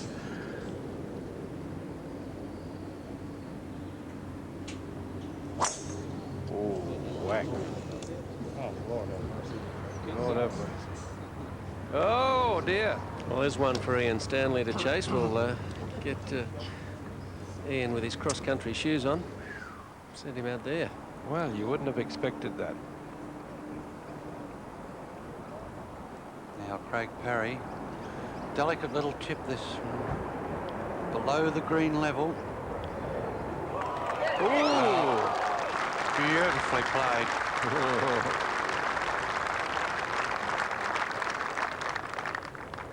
Just magnificent touch around the greens. Now, this was Grady's drive. He led off here on this 9th hole. The only one to par the 8th. Come on, turn, you little white thing. Well, he's also headed to the right rough, but he didn't get into trouble like the other 2. Turn, you little white thing, and it didn't much. Very polite for grades, that. Yeah, once it got out 100 metres, it wasn't listening. I think he knows he's on the television. Now, O'Malley it is down in there.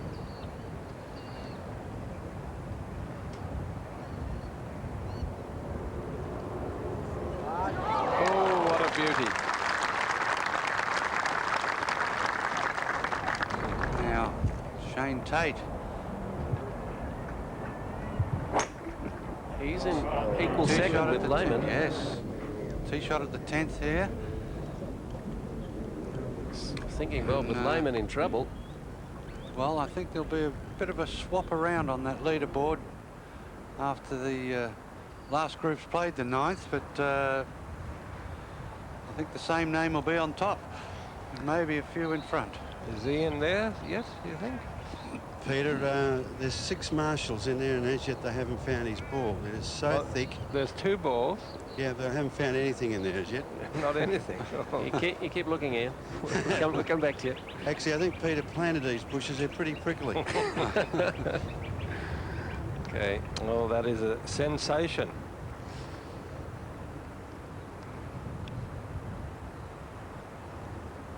Now Brett Ogle.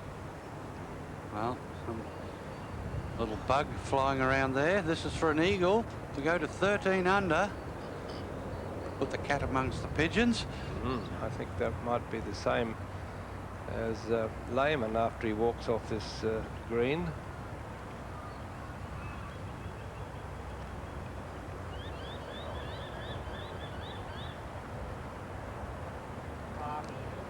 Go on.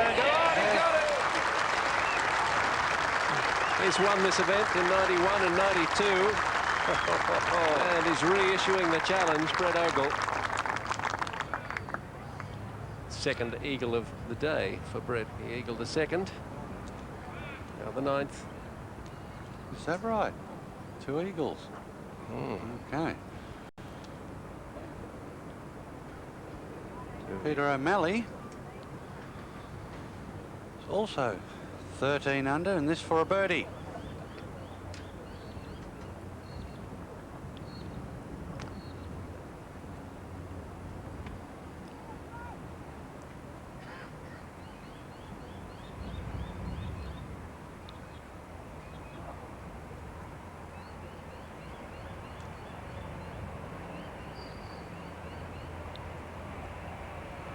No, never online.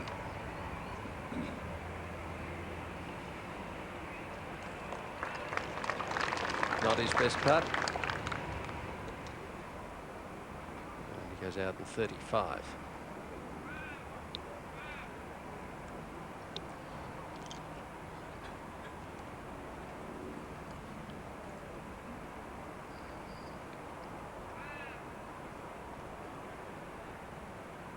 Craig Parry also 2 under to this point today.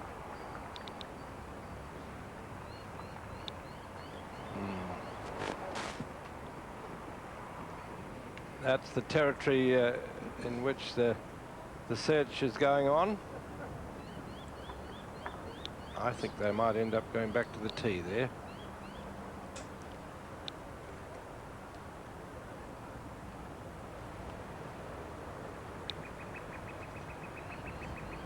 Yeah, good.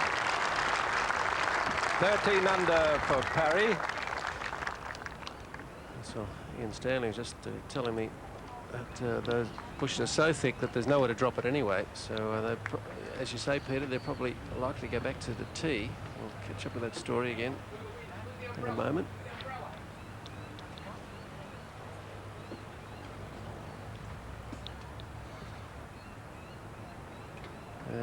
Players emerging. Let's ask the question, do we know a weather forecast for today? Well, Ian Stanley's out in it. How is it, Ian? Well, it's got to be a lot more windy than it has been. The wind has picked up a little bit. It's a little cool change, but it's still very, very humid out here. And I think the boys hitting the balls out to the right here because of the wind is starting to change around to a southeasterly. Now, have they found the ball? Any Yet? ball? No, I haven't found any balls. I think actually they might be stuck up in the bushes itself because that's how thick it is.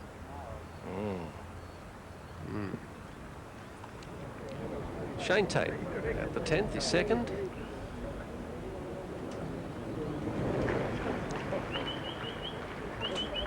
Be unaware of all that drama behind him, but the news reaches him, and especially with him playing like this.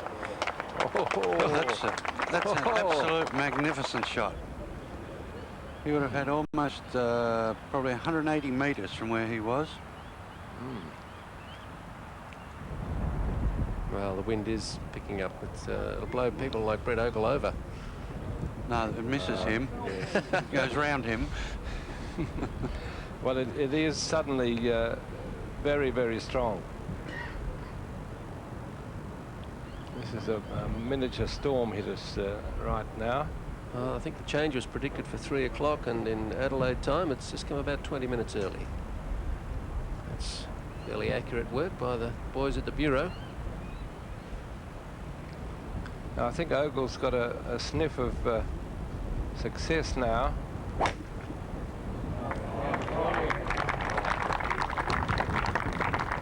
That's a fine shot.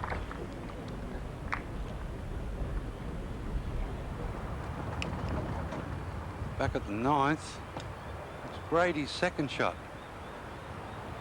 Now, what's happened to the other players? Yes, Ian, tell us the full story. Well, what's happened, Greg Chalmers has got to go back. He's declared it unplayable. But Tom Lehman has found his, and it is unplayable, so he's going to take a drop and have to go down to the 10th fairway to keep the spot in line to the target. Go back to Parry.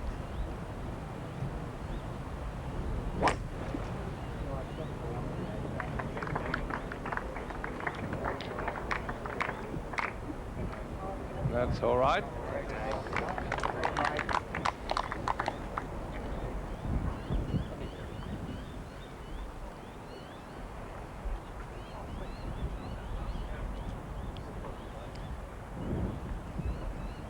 Now Peter O'Malley.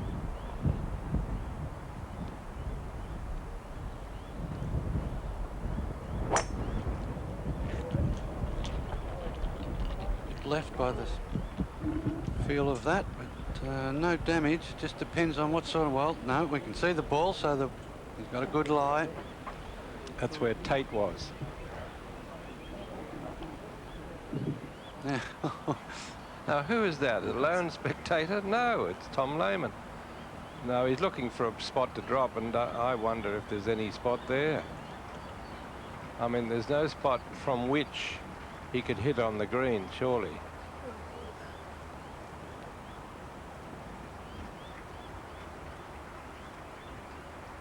Doesn't look too happy.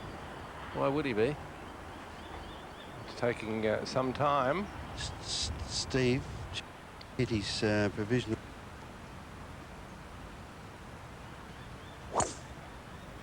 Say again, Ian. Greg Chalmers has teed off on 9, his third shot, and it's just caught the lip of the bunker and rolled back. Oh dear. More troubles. But now, what was provisional? The provisional, he was going to go back and hit a provisional, but he's decided to declare it unplayable. Lost, sorry. Ball lost. That's Chalmers. That's right, and Tom's taken unplayable. But Wayne was so eager to hit his second because he said to me just before that he wanted to get his second down towards the green because he knew there was going to be a hold-up, and he thought he was on fire. And he didn't hit a good shot either, did he? Because he hurried it too quickly, I think. Way wide of the green to the right. All right, now this is Lehman's third shot, right? That's correct. Keeping the ball in line to the flag, taking it unplayable. There he is, back on track. And about, I would guess, well, there you are, Ian. What's he, 120 or 30 metres from the green? About 123 metres to the flag there, Peter. But the galleries here are enormous. Oh, that's great to see. Now, Shane Tate to move ahead of Lehman. Oh. Well, a par is probably going to be enough to do that anyway. Lehman will drop behind him. Both these players at the moment at 14 under. Oh, gee, the Queenslanders might have it between them, Grady and Tate. Well, there's definitely going to be a bit of a shuffle on the top of the board here after the last group finished the 9th. That's Greg Chalmers' fourth shot.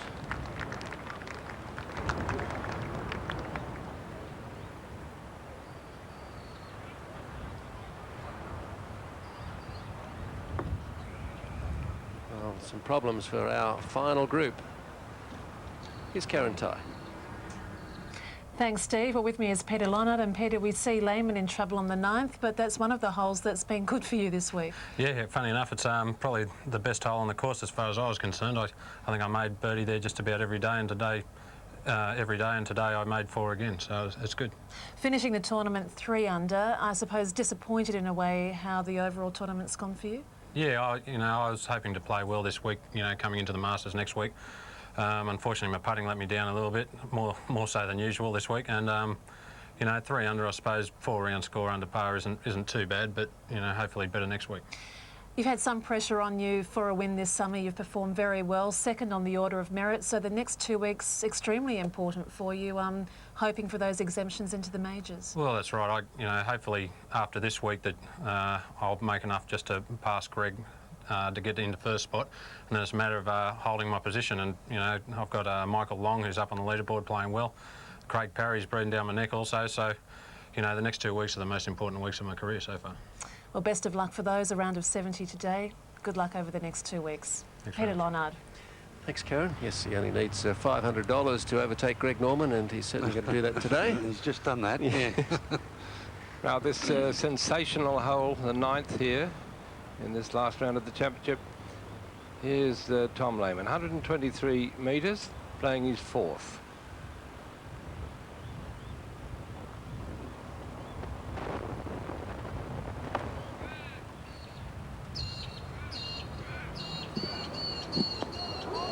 Oh dear, no, he got nowhere near that target. That is 20 metres too long, isn't it? At least 20 metres, yes, Peter. He's looked absolutely indefatigable until now.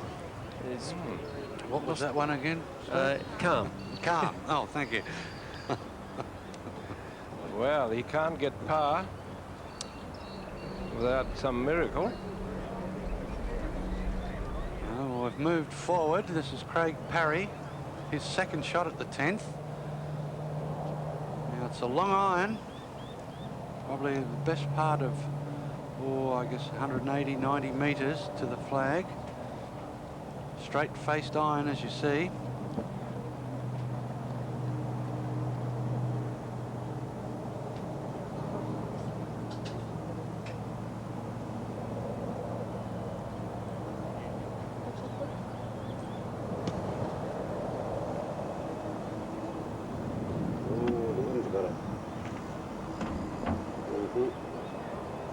Now, the wind's coming, you can see the flag there. It's probably just a little bit left to right from where Craig was hitting, and his natural shot, just let it go a little bit. So it's O'Malley now, playing the 10th.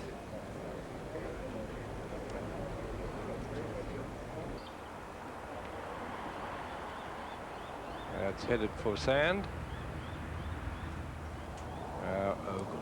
Now this southerly that's blowing now, very, very strong. This is the real wind for this course. Well, I heard a tremendous shout across there. We'll find out what happened. Good. That's a beauty. That could earn him a 3. Now we're at the 9th. Wayne Grady's gone through watching all the other 2. 3rd shot. Delicate pitch.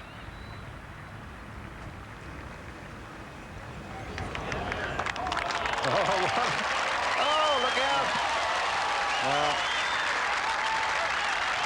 Oh, there's a big swing I think here. that was the shout you heard, Pete. That must have been. Grady looking at a 2-shot lead here. He can pot that tiddler. Well, no, he's got Shane Tate there at 14 under, Steve. He goes to 16. Oh, he's going to 16. Correction. Now suddenly Lehman becomes, well, the chaser, not the chased.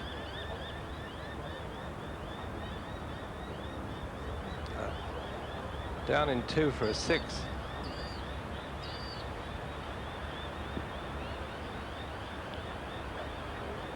Oh, that's well played.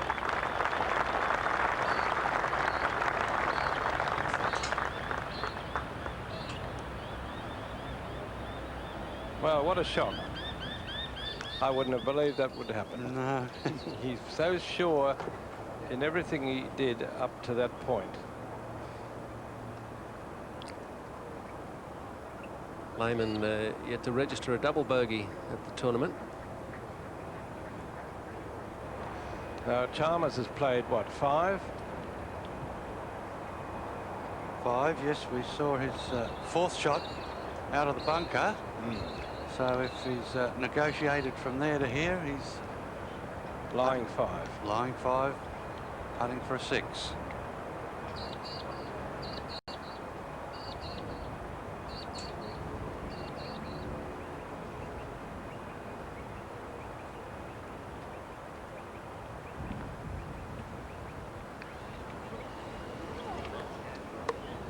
Something to do yet.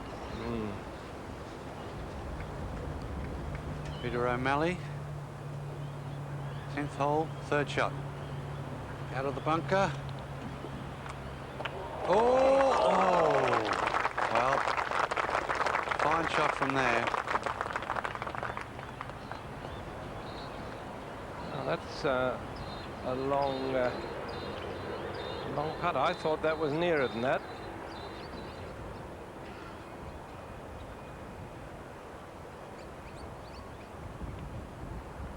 Now this is for a 6.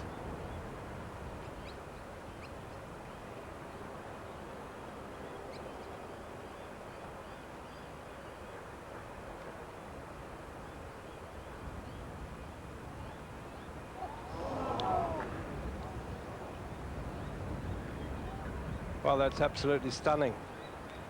Tom Lehman drops 3 shots in 2 holes. Has he dropped out of contention? Now 4 behind Grady, who did tap in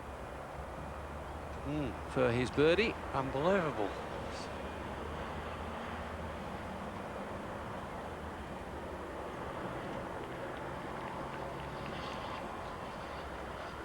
Wayne Grady, right of the 10th green. Craig Perry. Hey, no, he's got it, he's got it. My goodness. Well, Chalmers. Well, there's sensation upon sensation here.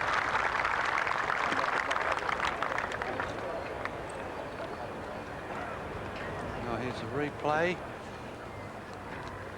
of Craig Parry's shot. Well, it was travelling along a bit.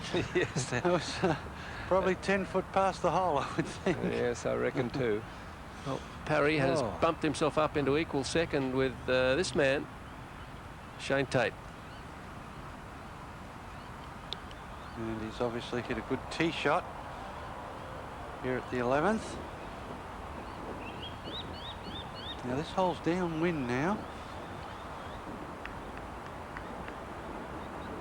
Good view of what the player sees. Difficult to get the perspective of the weight of the shot need to be hit here at this hole.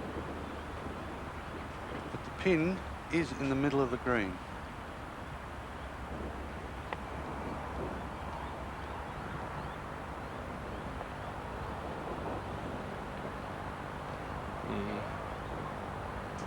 Not especially good, but no harm done.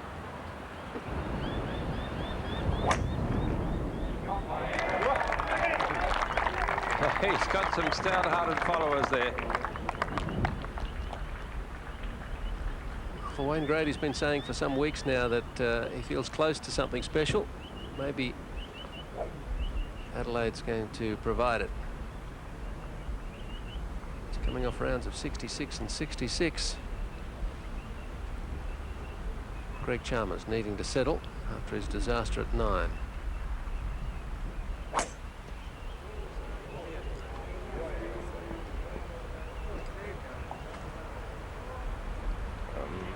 Well, he's overcorrected. He hooked off the 9th. Now this is a par putt for O'Malley. Good putt. That's a good save.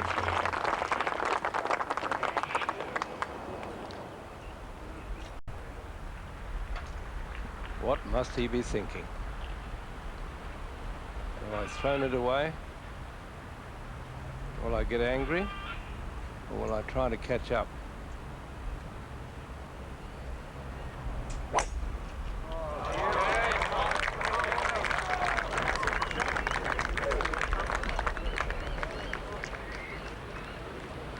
I don't think he's going to give up. I wouldn't think he would, Pete. I think he'll be back. But that lead now is pretty big that Grady's got over Lehman. He's got 4 strokes. Now Brett Ogle up on the 10th green. This for a birdie. Well, we can just see the cup over below his left shoulder. Straight down the hill, this putt.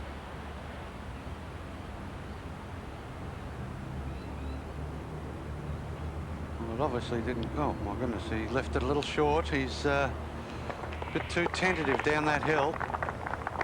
All sorts of movement on the leaderboard, and Wayne Grady finds himself 2 in front after trailing by 1 at the start of the day, and it's Craig Parry and Shane Tate who are in equal second place, and Peter O'Malley in 4th with Brett Ogle. Where is Tom Lehman? Down at 12 under with Steve Alker of New Zealand. So overnight leader Tom Lehman hitting all sorts of strife at 8 and 9, dropping 3 shots and 2 holes. Parry's tee shot at 11.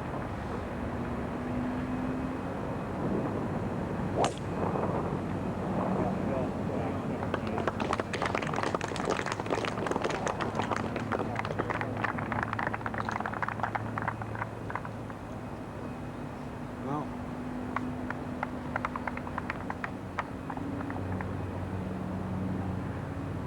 That's Tate, and he's just too far away to think of holding it. At this stage, since he's so near the lead, he'll probably be thinking about just staying where he is and not making any mistakes.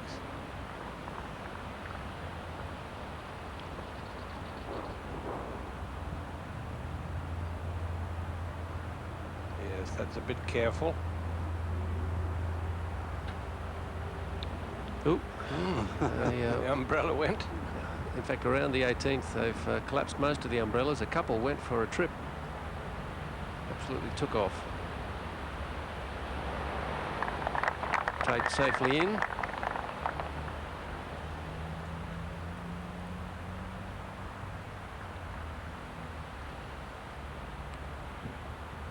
Tate started the day at 10 under, an equal 5th position. Now an equal 2nd behind this man, Wayne Grady. yes, and it's he's got a pretty long shot in here to the 10th, but the best thing about it is that he's in the middle of the fairway. And there we've got a view from behind where Greg Chalmers has hit it so wide he's out on the 11th fairway. You out there, Ian? Yes, I am. He's got 203 metres to the flag. The flag's cut on 27 metres, and it's a fairly tough shot for him because there's nothing really in his way except he's got to get it up. But I think once it gets above the tree line, the wind's going to come into play, and there is some cabbage over on the right-hand side of this hole, which has grabbed my ball in the past. We're happy to have in the commentary box again Brett Officer, who's been out playing today. And did you sneak in before this wind hit? Oh no, it was. No, I'm not going to lie. It got up the second night. It's been blowing like this for probably about an hour now. And today, by far the toughest of the conditions, I think, over the 4 days. You've probably already noted that. Paul Gow and Adrian Percy, first group out today. Came home over par. Great round from Andrew Bonham of Queensland. His 67. Big improvement on his other efforts. Bob Shearer coming home at 74. And Justin Cooper, local lad, 72. And Sean Wiggett of Queensland. Pierre Fulke of Sweden was thereabouts for a while, had an opening 69, closing with a 72. Now this is Greg Chalmers' second shot, 10th hole.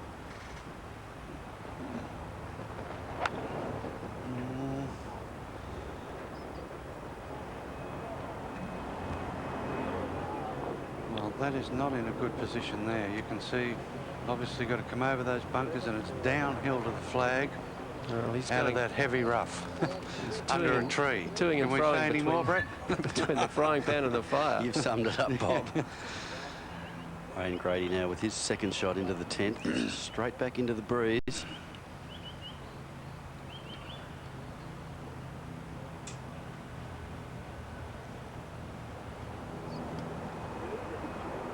Ian, what did he have? He had 197 metres, and he said it's one. Oh, look at this! He's run it over the bunker. That's a magnificent shot. Run it right up the green, some 27 paces from the front of the green to the pin. He's in great position to make another birdie. Kisses the club. I think he knows it might be a lucky break for him. Maybe his day. Could be the winning shot, that one. He was pretty pleased about this. Thank you, club. And Tom Lehman in. Tom's hit an enormous drive up here. He's got 137 in the front, 27 on, so it was 164 to the pin. But as I said earlier, if you get the ball up high around here, above the tree line, the wind does come into play. I think he'll try and go back a club and punch it in nice and low. I've got to say, it started at the 9th tee. He backed off his tee shot then. Bit of indecision here.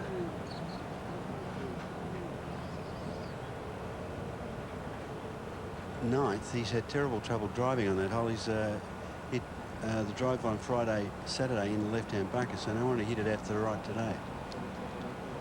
Here's a good one. Have a look at this. He's a champion. Not too dusty. Perhaps Lehman's on the way back, but here's a look from high above the 10th. That drain there not in play. Fairway reasonably wide, but lots of trouble over there on the right-hand side. Dog legs around to the right. The trees on the left. Greg Chalmers left of those. As we see the green now, and there's a bush there in the left of screen that Greg Chalmers' ball has gone under, just in the shadows. And the pin today is cut right up on the back left-hand corner, and anything below the hole, you can be aggressive back up the hill. Looking back from behind, down on the green, it does slope quite a bit from left to right as you approach from the fairway. You can see the average today, 4.28, and 8 birdies only.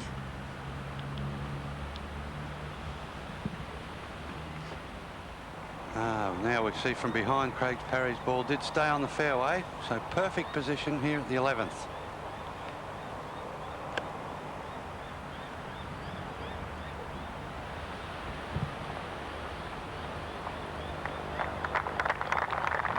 Yeah, not too bad. Difficult shot, down breeze.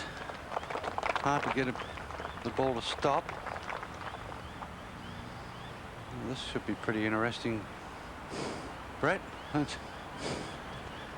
It's hard to imagine what options he's got. Well, almost just pitching out over the bunker to the front of the green, I would think. Probably be worse if it was you or me, mate. The right-handers. Where that cameraman's kneeling down there is probably the line to the pin. So it appears that he is playing for the front of the green, not for the pin.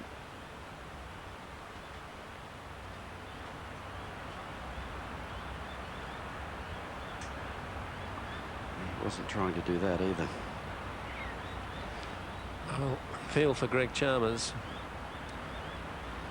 It's turned into a wretched day at the office for him. Wouldn't promise so much in the final group, sitting equal third start of the day. Now he's 9th.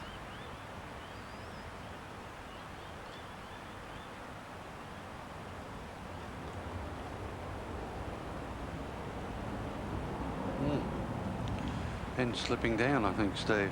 Needs to get up and down for a bogey.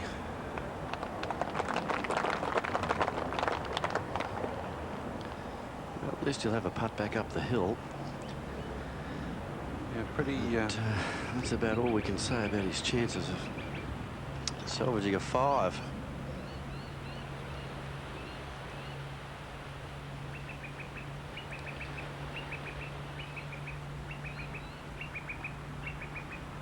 That's Shane Tate at the 12th. He's waiting for the green to clear, but he's hit a fine tee shot here because this hole's back into the wind again. And we get a good view there of it. Green on a ridge.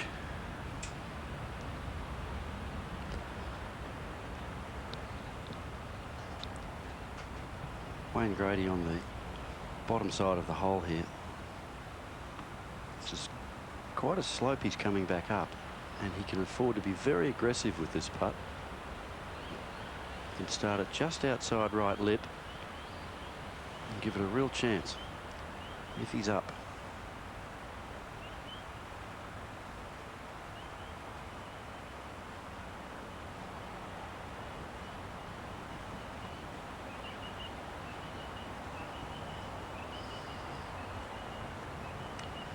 Perhaps he just pulled that a little. I think you tend to pull them every now and then, Brett, when you all of a sudden putting uphill on these greens as fast as they are. You would have known. To hit it harder, you pull it a bit. You would have known just how much break was there. It's a 4. When his second shot was in the air, he'd have taken that.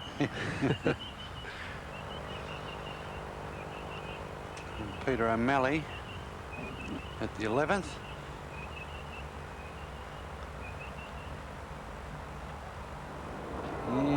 Great try. That was for a birdie. Well, he's not out of it either at 13 under par.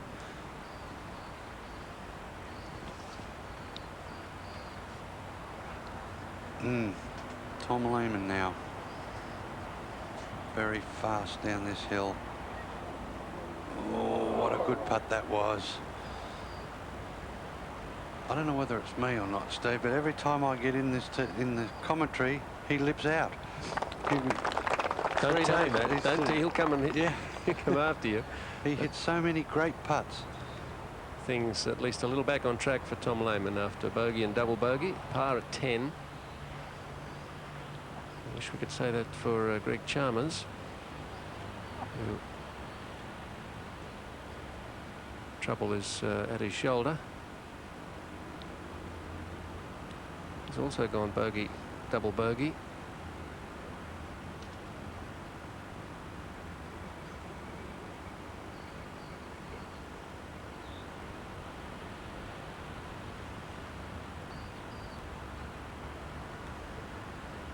Now, what did he hit there? It was just a leaf, I think. Might have been a little seed from a pine cone. Yeah. A few of those floating around down there out of the pines in between the 2nd and the 10th green. Brett Ogle's birdie try at the 11th. Well, exactly the same as Peter O'Malley's.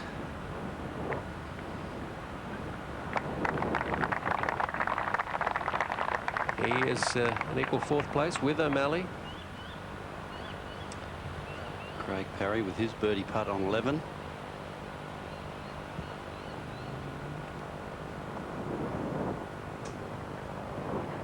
Go.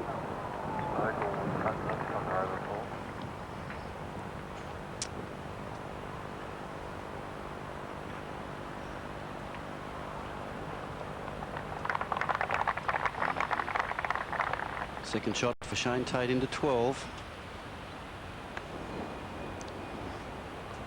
Is that coming back? As you can see, he started it well out to the right. And that's missed the green, and he's a long way from the cup there. Bit of work to do. Now Wayne Grady at the 11th, the driver, downwind. Grady's not the longest hitter, but very straight.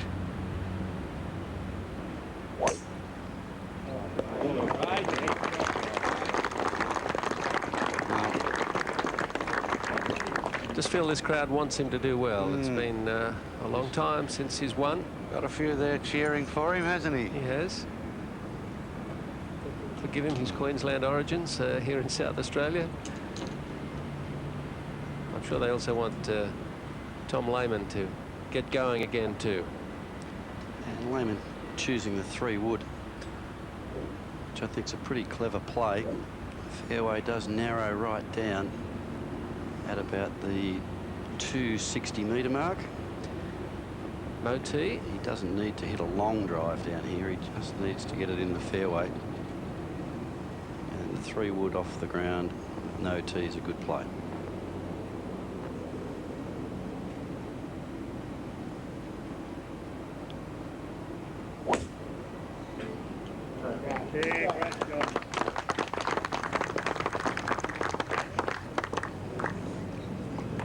Commercial.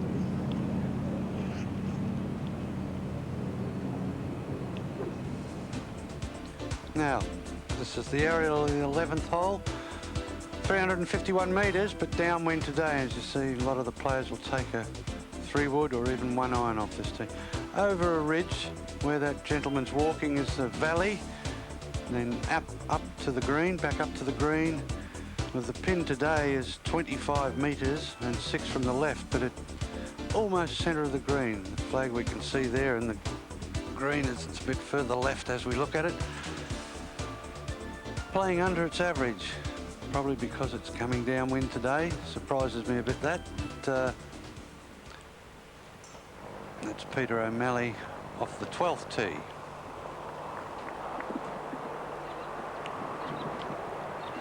And that's perfect position.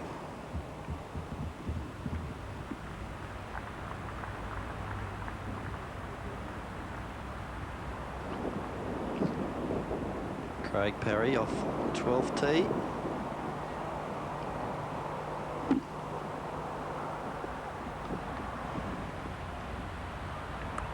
Well played. Just in the left-hand side of the fairway there, and Craig will have a shot of about 120 metres from there. Back into the breeze, over a bunker, guarding the front of the green. Very tough second shot into 12 as we go to some completed scores. Yes, about half the field through. Group 5, Steve Rintoul closing 71. The only one in that 3 to come home under par. And Jens Nilsson. And I'm moving on to Scott Sterling, USA. Nicholas Robb, an 82, not so healthy. And David Armstrong of Victoria. Brett Officer, 71, well done. Craig Jones of Queensland, 69, just shaded you, Brett. And Mark Allen, 73. And Goggin, 74. Russell, 77. Jason Evans from WA. Peter Lonard, we heard from. Craig Spence of Victoria. David Hill, also from Victoria. Terry Price started well, but came apart a bit. Grant Dodd, an early leader of the tournament, fixed it up at the end with a 70, and Tim Elliott, former winner. Stephen Scahill of New Zealand. Stephen Collins, WA, and Grant Kenny, New South Wales. Good score from him to round it off. Simon Owen, New Zealand, 74. Jay Townsend's from the USA, as is Robin Bird.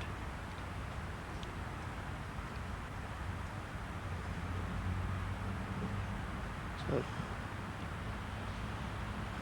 but it's Wayne Grady who leads this tournament. I have to wonder now whether it's Craig Parry would be his main challenger. Parry, a man who knows how to win. Grady, the feeling will be distantly familiar. Shane Tate also at 14 under. And with a birdie chance on the 12th. Oh, I couldn't call this a birdie chance. He'd be very, very happy to get this within a metre.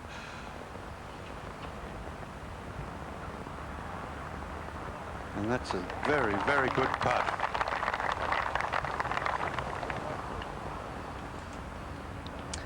Yes, excellent work there from Shane Tate, who had the unfortunate pleasure of being robbed on Thursday night. And his roommate Craig Jones had some intruders in their room. All I can say is lucky they didn't wake up. because Absolutely. the intruders would. Absolutely. Yeah, they lost money and nothing else, which was fortunate. But Wayne Grady now, second shot into 11. This is downwind with the pin so far back. Hard to make yourself be aggressive. Second shot.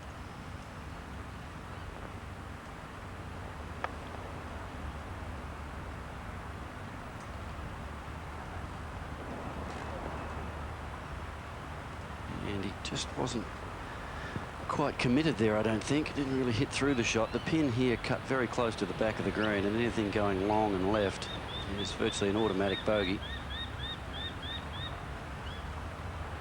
Now Tom Lehman, he usually has great weight with his shots.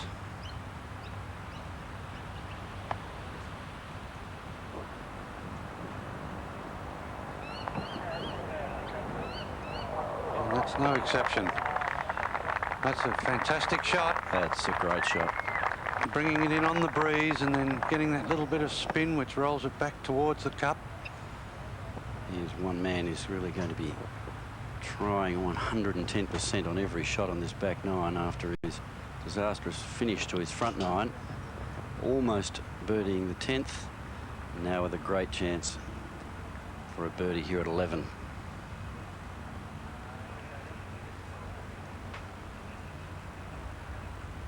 Tom Lehman only had his first win on the US Tour in 1994. A bit of a late bloomer, really. I reckon that's partly because he was born and raised in Minnesota, where it's pretty cold and only play about 4 months of the year. Okay. Now here's a young man that's got a steely golf game. Steve Alker from New Zealand. This is his third shot at the 13th. 12 under.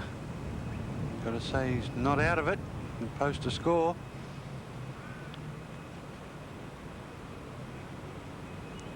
Look at this. Oh, beautiful shot. He's 4 under today, Steve Alker.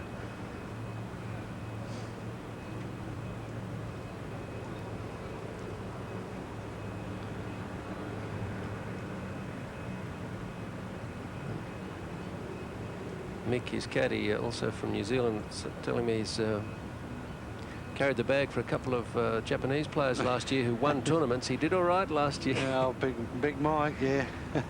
Probably got the mobile phone in the back pocket there.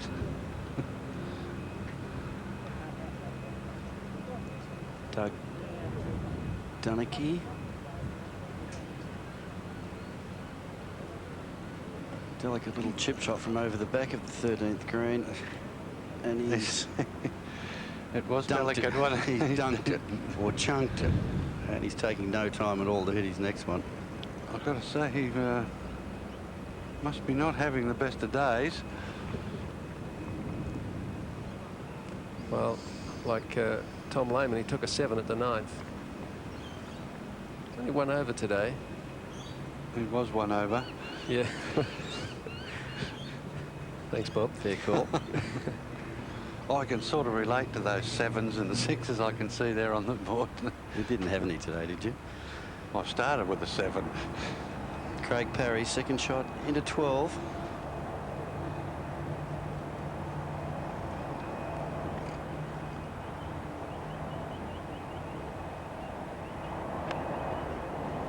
Great camera angle there from directly behind. And it's unbelievable that high. If you think it's a club, take another one. Take the extra one. Exactly.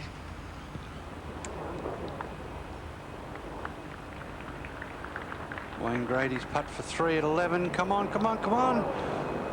Oh, I think a little less pace and that could have been right in the cup. Peter O'Malley's second shot into 12. Can he get this back to the flag? Nope. Even after seeing Craig Parry's shot come up short, it's so hard to make yourself do it. That big bunker stares at you and it looks so close. Speaking of close. Yeah, Tom Lehman. Now we saw this shot in. Beautiful shot. But can he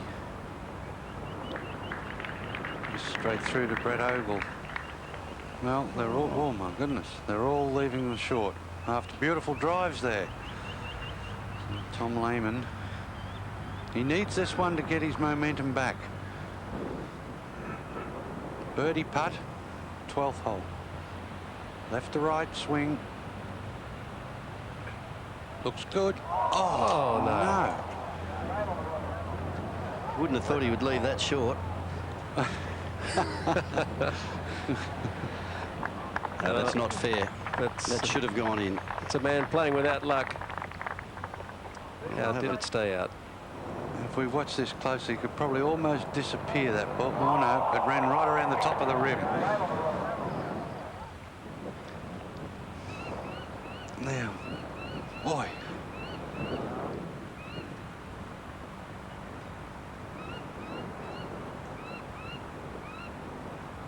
Yeah, safely in for grades. Happy to pull that one out and still be 2 ahead of Parry and Tate, 3 ahead of O'Malley and Ogle, 4 clear of Alker, Lehman and Long.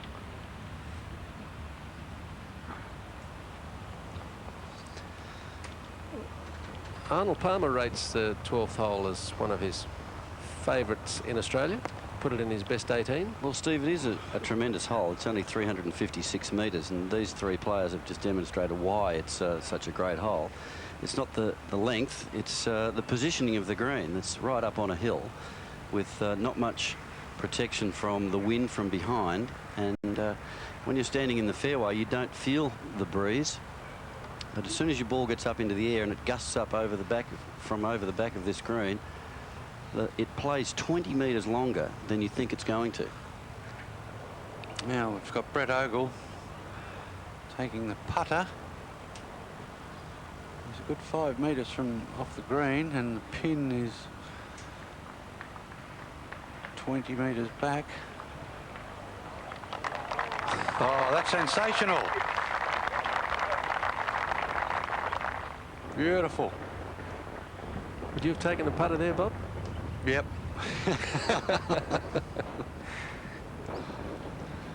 Back on the tee, Wayne Grady, our tournament leader.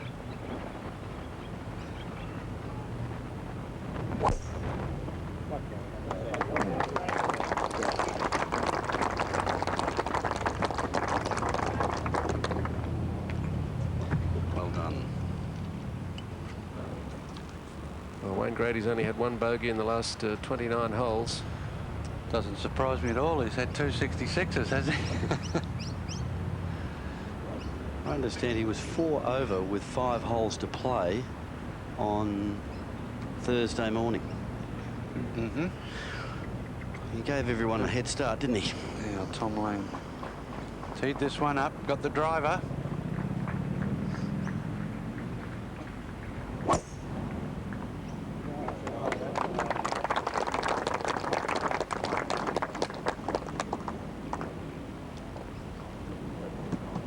Yep, that's a good shot.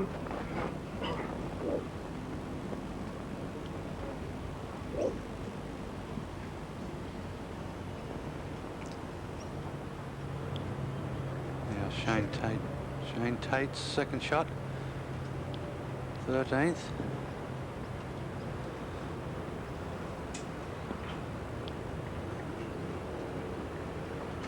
I'm not sure if that's his ball there that we can see on the green. No, I don't think it is, because we've just been told he's in the bunker on the left. Now 13th. Playing with this wind. Straight downwind, it's right to left, well, almost, yeah, straight downwind. Yeah, that's it's as easy as the hole's ever going to play today. Yeah, it looked like he went really hard at a sand iron shot there.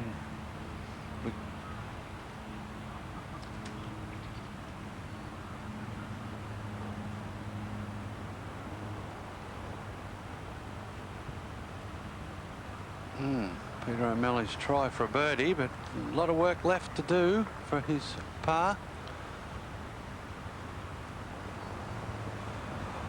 Craig Parry, his 3rd shot at the 12th.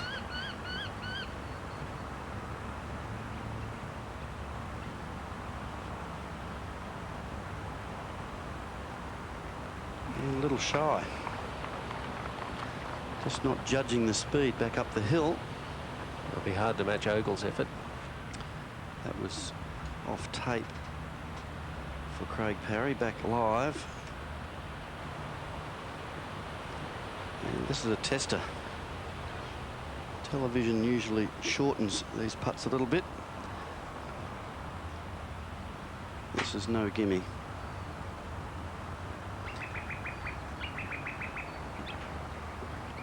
He's the guy I'd like to be putting it for me, though.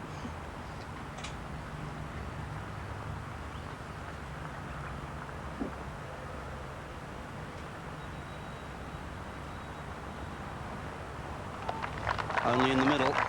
Good 4 in the end. Keeps his round bogey free. 4 under for the day. Now, sorry, Steve. Shane Tate's bunker shot at the 13th. And that's about as good as you can do. Tricky distance. He was in the backside of that bunker. Peter O'Malley for par. Had a real run at his birdie putt.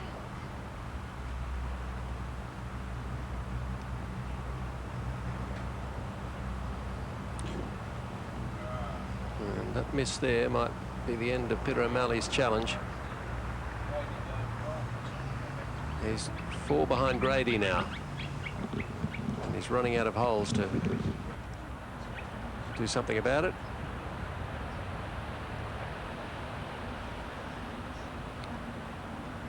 Brett Ogle to tidy up for his 4.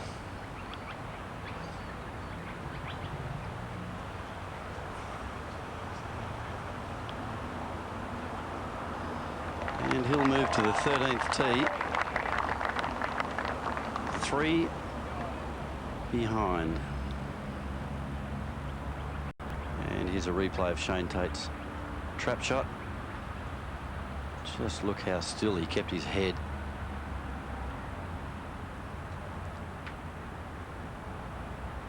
And a great result. And he shouldn't have any trouble making his 4 at the 13th. He's in a tie for second with Craig Parry. Bob Shearer's having a little break. Let's welcome back to Wayne Smith. And are we back grades in from here, Wayne? I think so. He's a pretty good front runner, Grades. He proved that a few years ago at the PGA. Knows how to deal with the pressure of leading a tournament. Although he hasn't been there for some time, I don't think he's forgotten. He wouldn't have won since that 91 PGA win. Victory, has he? I think he's had a victory in Indonesia since then. I think that's the only one. The Indonesian PGA or something of that nature. I wouldn't put my house on it, but I think he did win one up there. He's won the Australian PGA twice, 88, 91, and the US PGA, of course, in 90. Yeah, well, he really has turned things around this week. I mean, I played with him the first 2 rounds last week, and he was pretty frustrated. And I had a few words with him in the practice round, and he had the video out and was working hard on it, and obviously he's found it. Well, he's changed clubs a couple of times. Ian Stanley's there. No, I'm on 13, unfortunately. Sorry. Let's hope he's got the right one in his hand for his second shot into the 12th.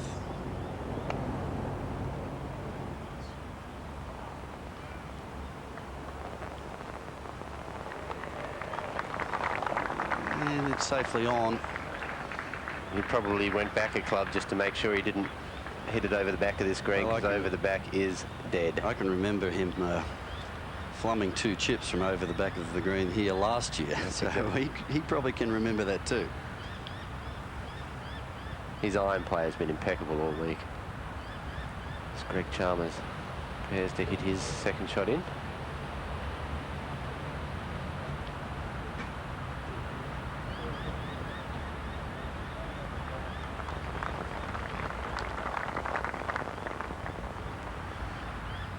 Shane Tate, this left for par at 13.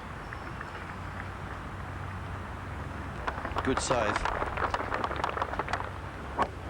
Brett Ogle on the 13th hole.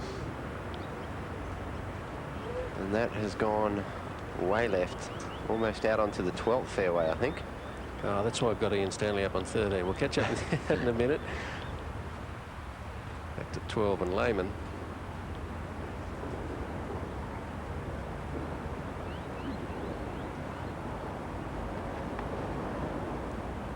Well, he desperately needs a birdie.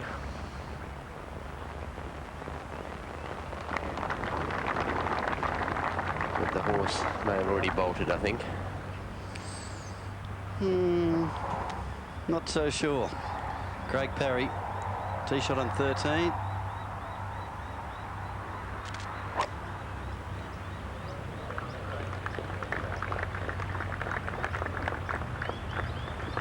Good drive. Yeah, wonderful.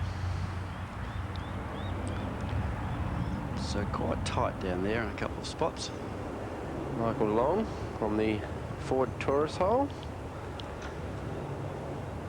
Running out of opportunities to jag the car. Looks like a fair bit of loft on that club. Something in the vicinity of an 8-iron, Brett.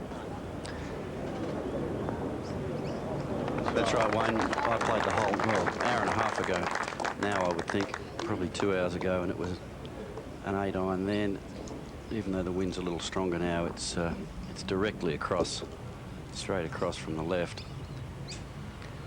Well, will that car go off? We'll see if Peter G can do the trick as he takes over the next hour. Yeah, the pin placement on 14 is tucked on the left-hand side there. So to get it close with this breeze, they've got to flirt with that left bunker. And if you miss it there, there's not much chance of making par.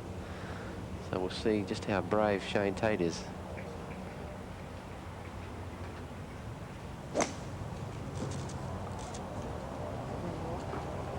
Not too happy with it. Oh, well. 15, maybe 18 feet, and He was a up look to of the new dejection. car. He is dejected. Yeah, I noticed his ball was right, just snuck in the inside there of Michael's, so he'll get a read on the putt, which will be helpful. Speaking of reading, this man's probably read them as well as anybody this week, and that's a big factor in him being 2 shots in front.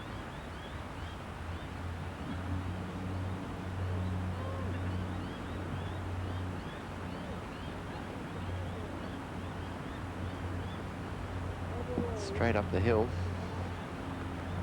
Very safe.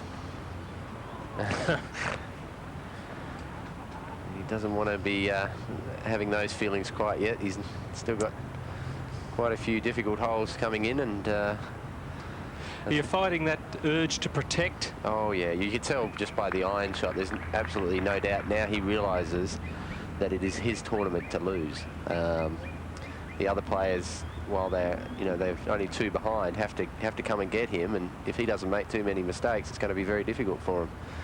So it's a real balance of whether you have a go or whether you just keep playing safe. And the game tends to get you when you play safe.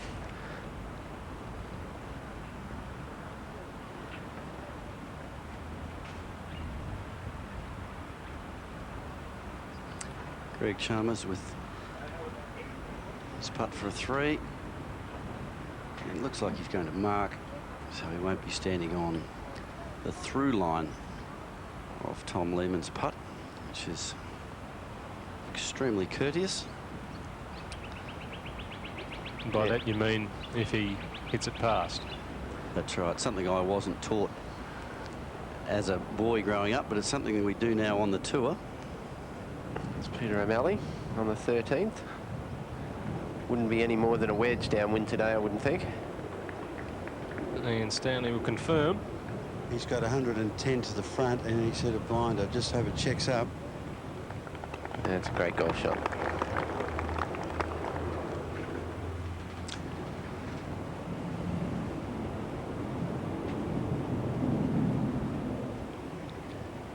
And he can't believe that didn't turn. Looks like he hit it exactly where he wanted to.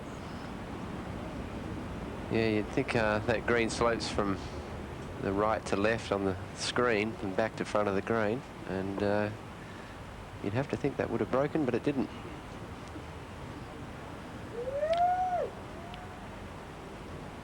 Now these will test Wayne Grady's nerves coming in. He doesn't want to leave himself too many of these.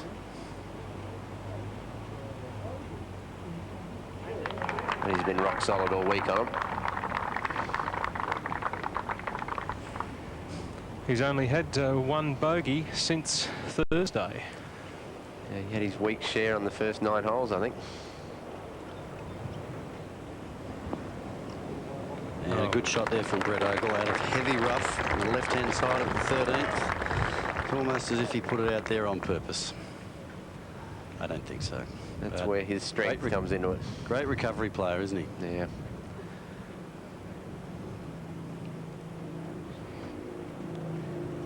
And Craig Parry in the best position, Ian Stanley, of the three? Yes, Peter, he's got 90 metres to the front, but I'm standing on top of the hill behind him, and the wind's coming over the top fairly hard, but the flag's not moving, so he's got to be careful here not to hit it too high. It's looking pretty good, just right of the flag.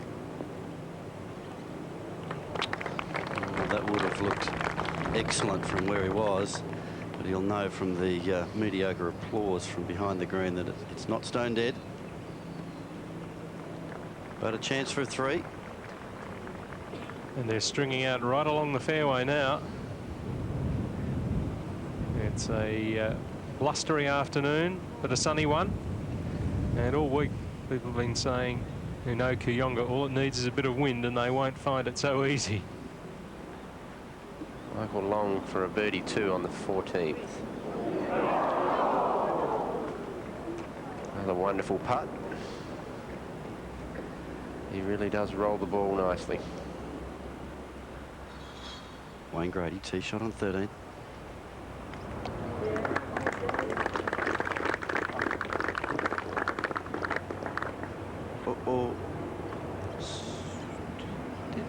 Looks a bit deep, doesn't it? Well, it's not as deep as some of the grass over there. He's probably come up with as good a lie as you'd expect. It's very thick on the left-hand side of this 13th fairway. But he's got a downhill lie there, and that's going to present him with some difficulties. Tom Lehman with his tee shot. And he'll get it over the hill and a long way down there, I would imagine. Won't leave anything in the bag.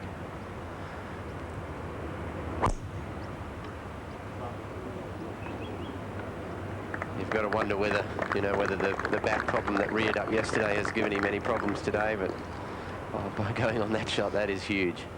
It's not giving him too much trouble.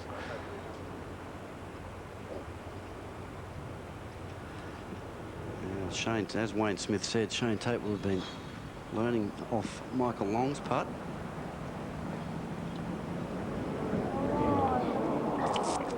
And perhaps he was so pleased he knew the line that he forgot to get the speed right. Good putt. He's picked up 4 shots today. And he is in a tie for second with Craig Parry. Yeah, he is.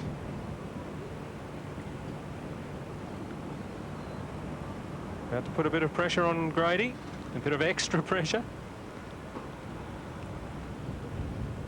Yeah, just a little right to left putt here. Not much. As these greens are pretty flat. They don't break a whole lot.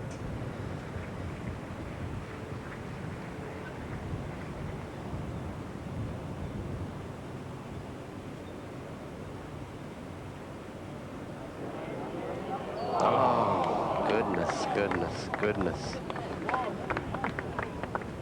You just wonder sometimes, what does it take? That bull's scared of heights, so had a look down and said, not going down there. Oh dear. He would have dearly loved to have held that with Wayne Grady back in the fairway. You really could see that the anguish on his face here. He was ready to punch the air. He thought he'd made it. Now, Steve Alker's made up big round today too. 5 shots. It's jackpotted to $46,750 on the 15th.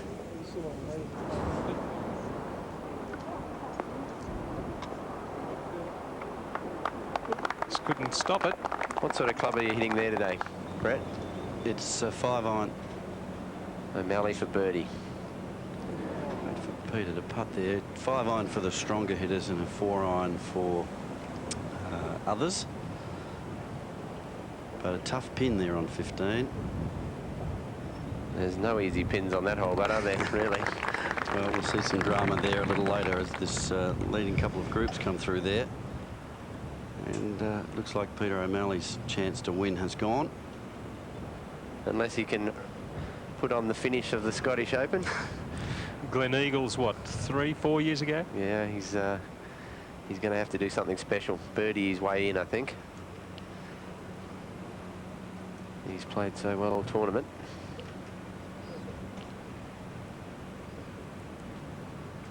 Well, Brett Ogle hasn't had a birdie today, but he's picked up 3 shots.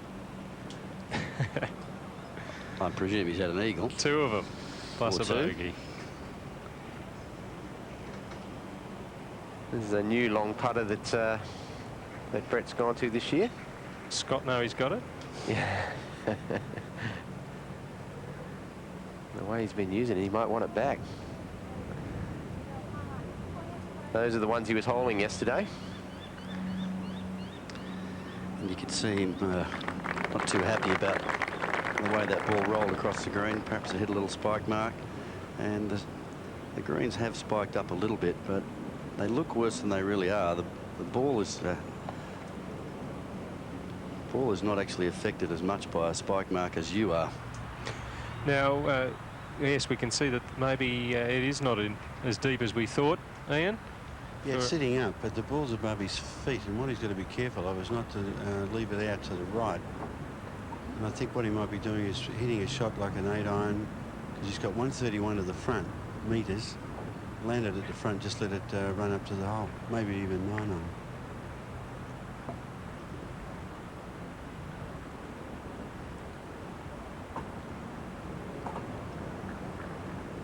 Grady second at the par 4 13th.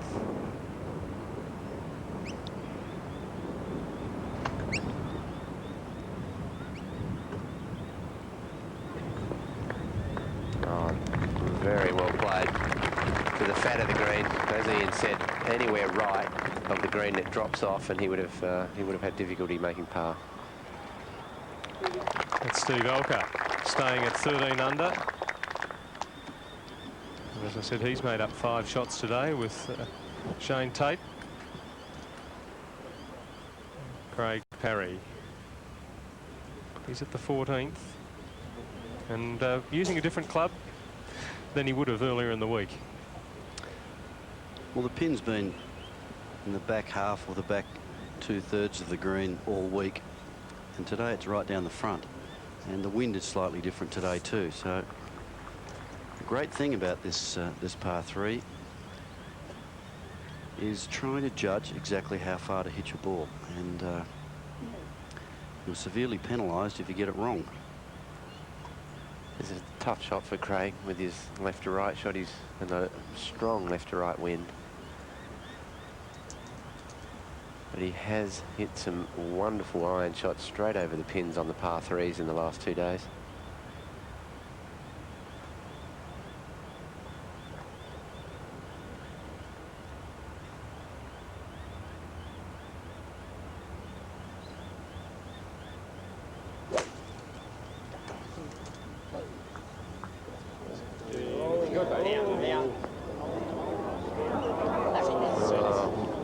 Maybe disappointed with that. Just the wrong club. Tom Lehman, second shot on 13.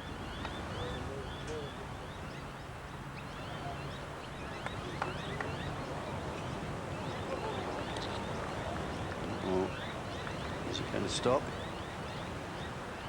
He'll know that he's not close. No one clapped up at the green. It's these difficult moments when a good caddy can really help here, to help you make sure you've got the right club and you feel that you've got the right club in your bag by just saying the right positive thing to you. Brett's seen Craig hit it long.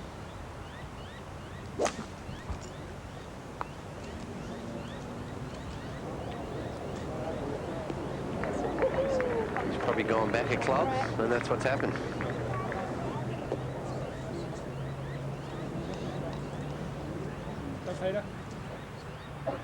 Michael Long on 15.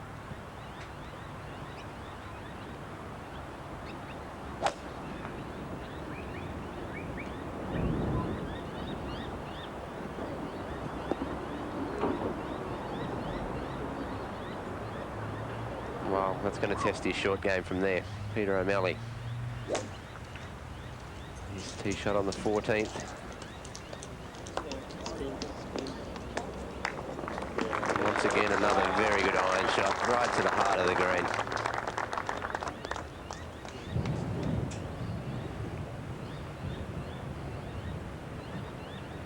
Yeah, it's interesting when you get down to the end of the tournament, and Wayne Grady's got a good friend, Richard Lee, caddying for him, who is himself an excellent player, used to be on tour, and I'm sure he's been a great help to him. Shane Tate with his tee shot on the 15th. A real difficult hole, this one. Small green and a long par 3.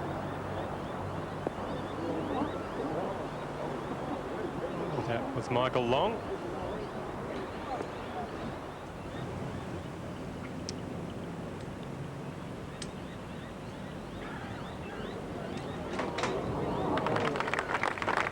Well, he was looking at it intently. He knew it was a chance. But another birdie putt slips by. And Tom Lehman's running out of holes. Yeah, that was a golden opportunity. He would have only had a wedge in there, and to not get it closer than that, he would have felt like he didn't take advantage of it.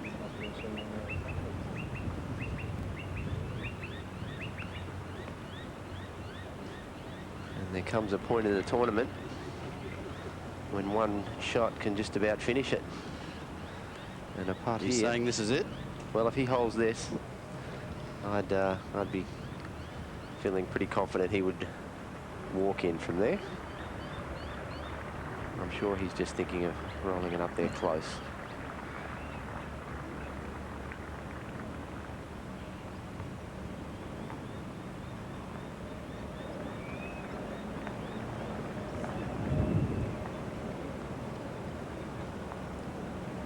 Got to pass the hole, which I like to see.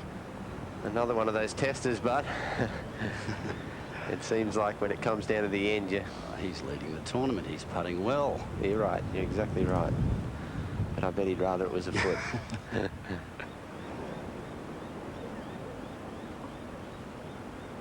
few moments ago, Craig Parry overshooting the 14th green. You see that downhill. A couple of steps he made downhill from the green down to his ball. He's got to go back up there. And it's slightly downhill once it gets onto the green, running down to the flag. There's not too many in the world better at this kind of shot.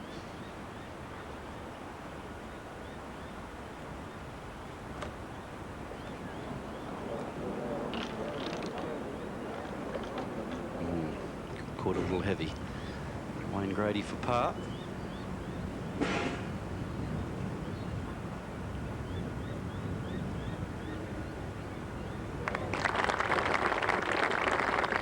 Nerves of steel. Greg Chalmers for birdie.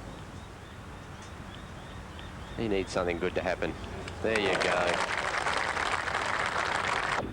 As Lehman taps in for his par. Well, that was nice to see Greg hole one. His tournament fell apart on 9 and 10. Ogle from long range, from the fringe. He's putted quite a few times from off the fringes rather than chip.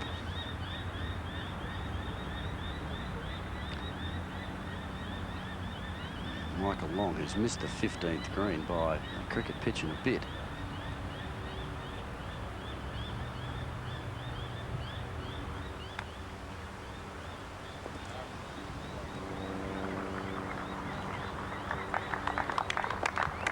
hard to tell just how his ball was lying down there. Yeah, it doesn't look too nice down there.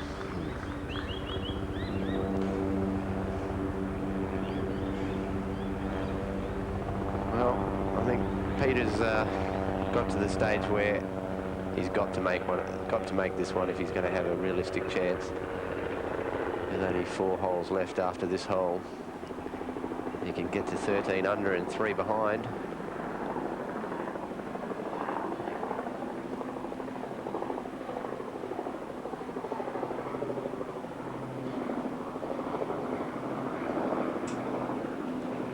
Not today.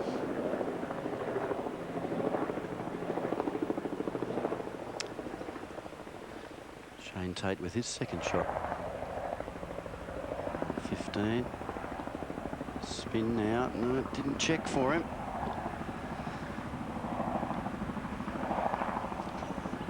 And that was a very difficult shot, and he's in danger of bogeying 15. And Craig Parry's in danger of bogeying 14.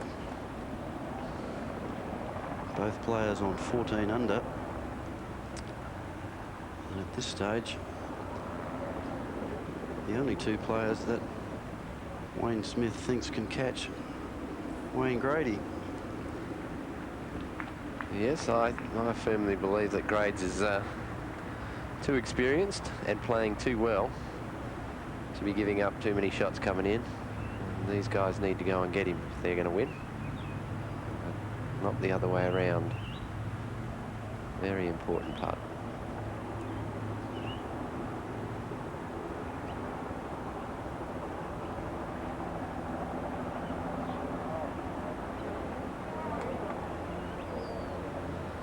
Well, that's disappointing. That's a bogey 4 on a hole.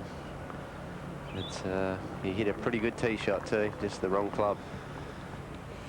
That's the first bogey this week on a par 3 for Craig Parry. And he didn't pick the right time to do it. Apart from 1 on 3 on Friday. Well, he only has 1 par 3 to play in the tournament, and it's the toughest hole on the golf course.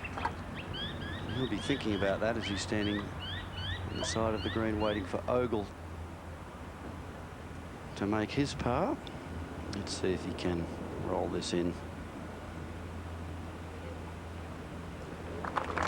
Well, keeps his chances somewhat alive, especially with his length down 16. There's a chance he can make 3 down 16. He's birdied it every day, and he's eagled, as we said earlier, 2 of the par 5s today, so that's going to be right in the front of his mind. Trying to emulate one Mr. Lindsay Stephen, who in a tournament here in Adelaide had 4 eagles in a round. Quite amazing. I actually think, Wayne, he got into a playoff and then eagled that one. And then eagled the playoff hole, so he had 5 eagles in 19 holes. And Greg Chalmers is thinking about making an eagle here, and he can be driving home in that brand new car.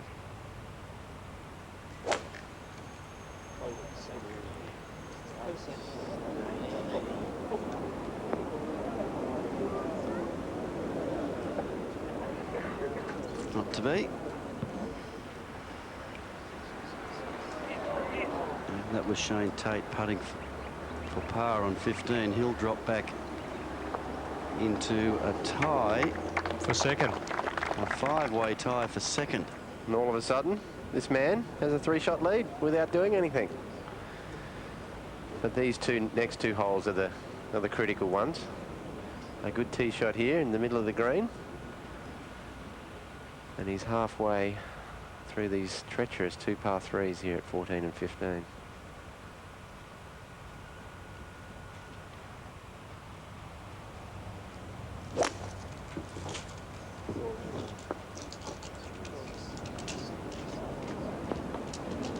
That's very safe. And he knows it.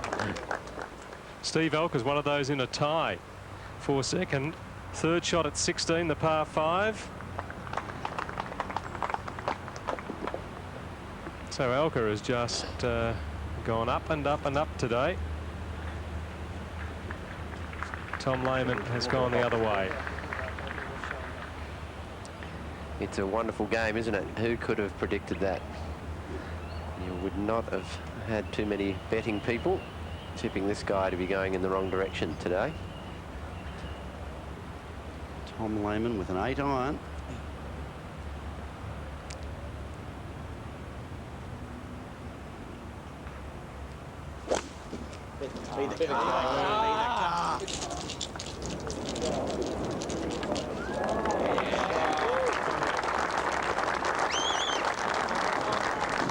And he's definitely not giving up. Oh no, he could birdie them all. And it means no one's going to get the Ford Taurus this week, but maybe they'll get the 50 grand for the hole-in-one on the 15th Ogle.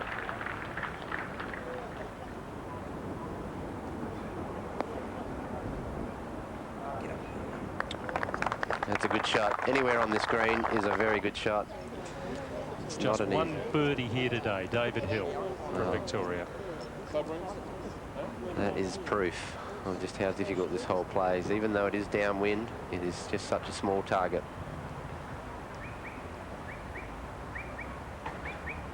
Can Craig steady the ship?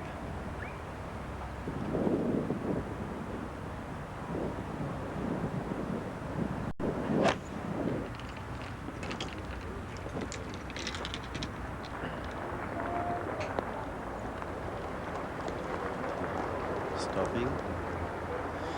That's okay. And this was Peter O'Malley off tape.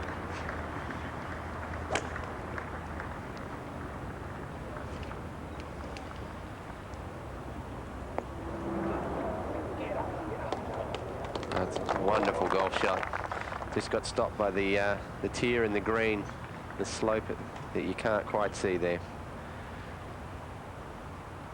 Steve Alker up ahead on the 16th green has this putt to be second on his own. Very makeable putt. Just a little bit of break from left to right.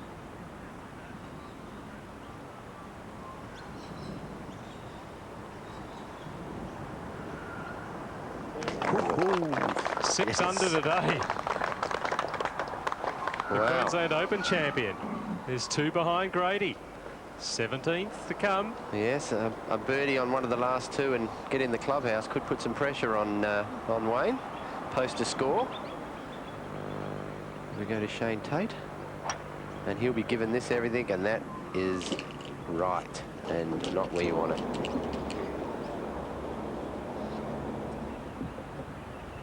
Yeah, not too much problem. It just means he won't be able to get on in 2, which is what his original goal would have been when he teed it up. Wonderful galleries on this final day at Kooyonga. Greg Chalmers taking the putter just off the green, leaving the pin in.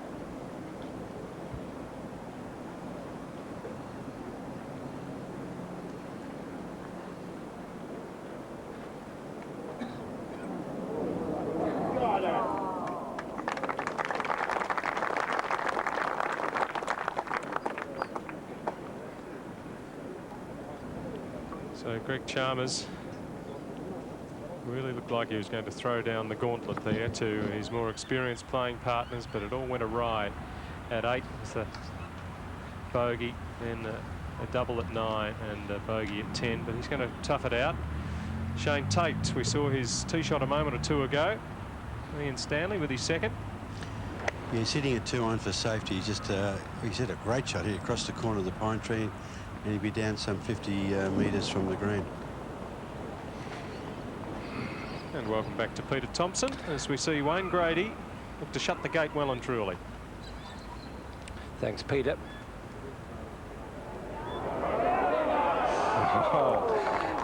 He's being very careful now with every stroke.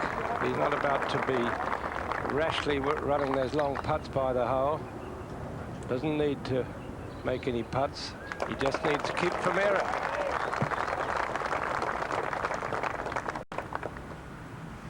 Well, it's been 19 years between drinks in Adelaide for Wayne Grady.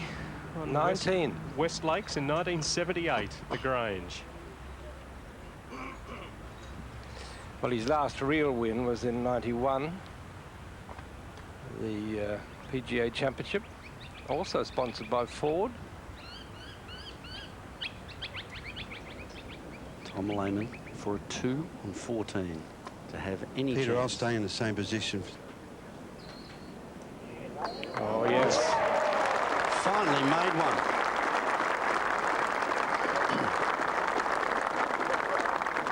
It's nice to see. He will and truly put the brakes on with a 7 on the 9th. And he's gone close on every other hole on this back nine. He's moved himself back up to 13 under and not out of it as Greg Chalmers will knock this in for a par.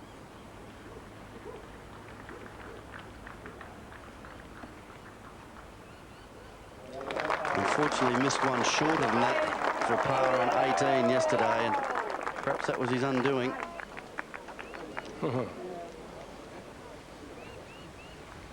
Now it's Parry at the 15th.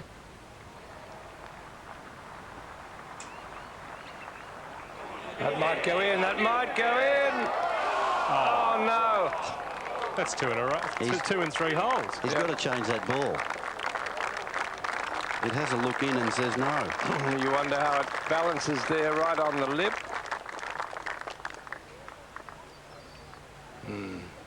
Well, he's got to hit it now. He can't afford to wait. Still, that's a nice 3. I think if you stood on the tee here, you'd take 3 and not play.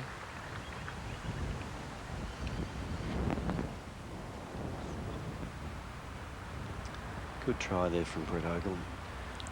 Very smooth roll. A little bemused by the line.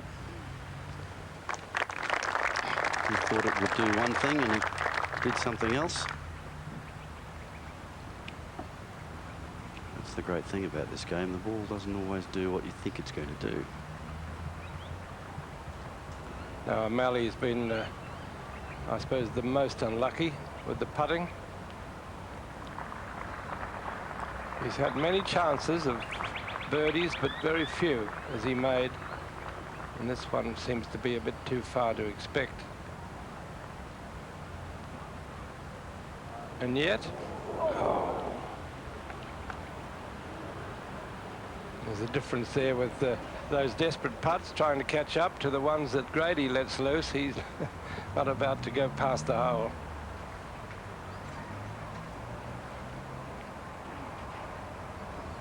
O'Malley at 12 under.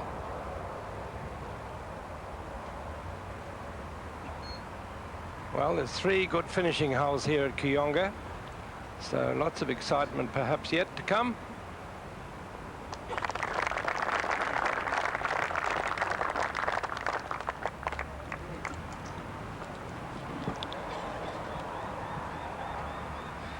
And Bob Shearer. Well, Bob, your mate Grades, is he home? Oh, I'd like to think so, yes.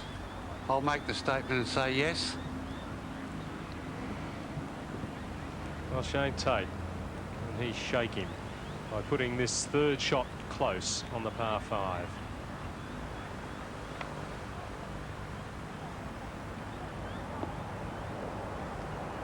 That might be near enough for a birdie.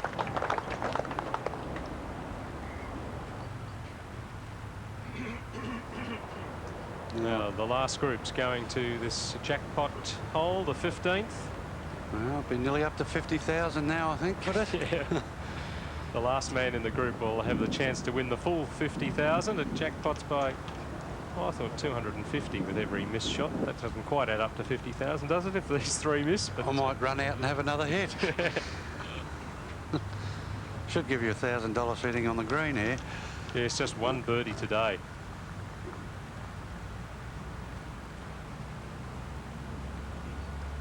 But, the world number 2. Can he put it close?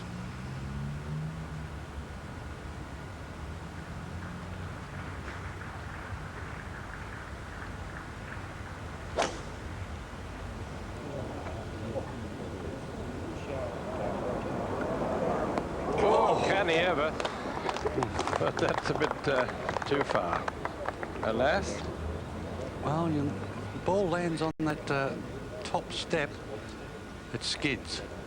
Does it? Need to be perfectly weighted to land into the little upslope. It was a pretty straight shot, though, wasn't it? Nearly knocked the flag down. That's right. Oh, sad day for Greg Chalmers.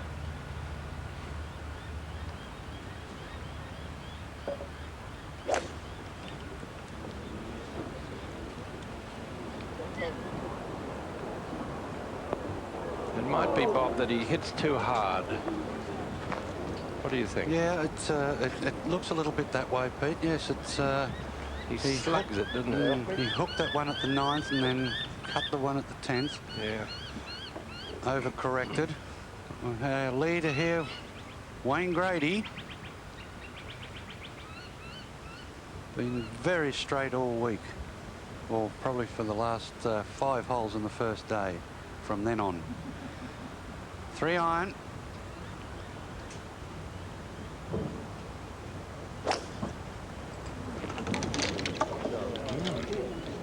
It was a good swing.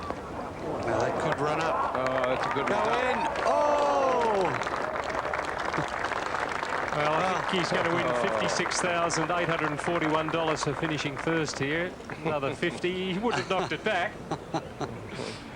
I thought that was a beautiful swing when he made his shot, and it was almost the ultimate result, wasn't it? Was it ever? Well, it's a sign, I think, of a true champion who lifts in a situation like this with all the pressure on him. His shots get better and better.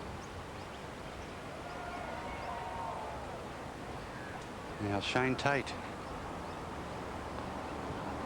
Birdie 4 at the 16th. No, it seemed to just go left off the blade of the putter.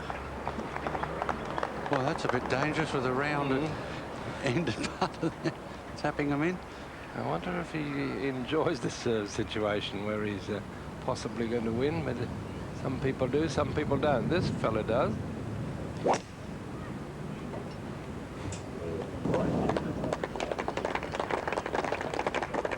This the drive at the 16th.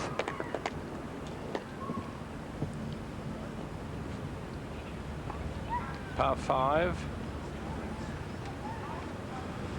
500 metres. I wonder, can they get there in 2 today? Or this afternoon? Well, the wind's not hurting, Peter. It's right to left. It usually helps these players when they turn the ball a bit from right to left. Now Peter O'Malley, very straight driver.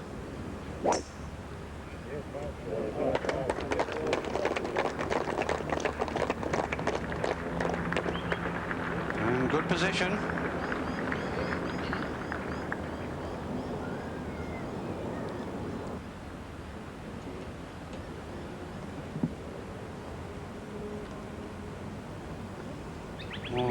Now. Boy. Now this is the 17th hole. To get our own bearings here, he's off the fairway to the right in that powdery sand, and this is a scary shot because he's got to carry water. Yes.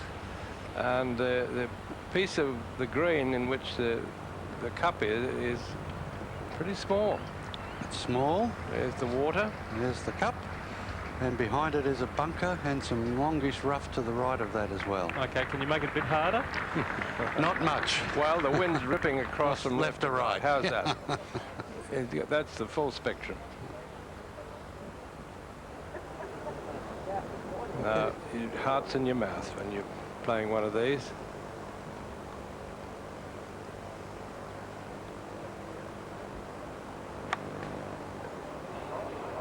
It's going at the flag. Oh, my word. Well, we built it up to be something difficult, but he made it look easy. But I assure you, that was a very courageous shot.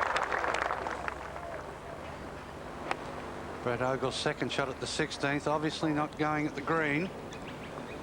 Laying an iron down for safety. Well, it's in the light rough. Not too bad there.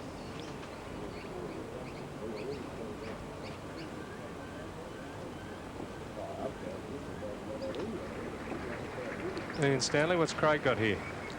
He's pulled out a 2-iron. He's just playing for safety. He's got his lie isn't that good. He was a bit shaking his head, a bit disappointed it wasn't sitting well enough to go with driver because it would suit his fade shot.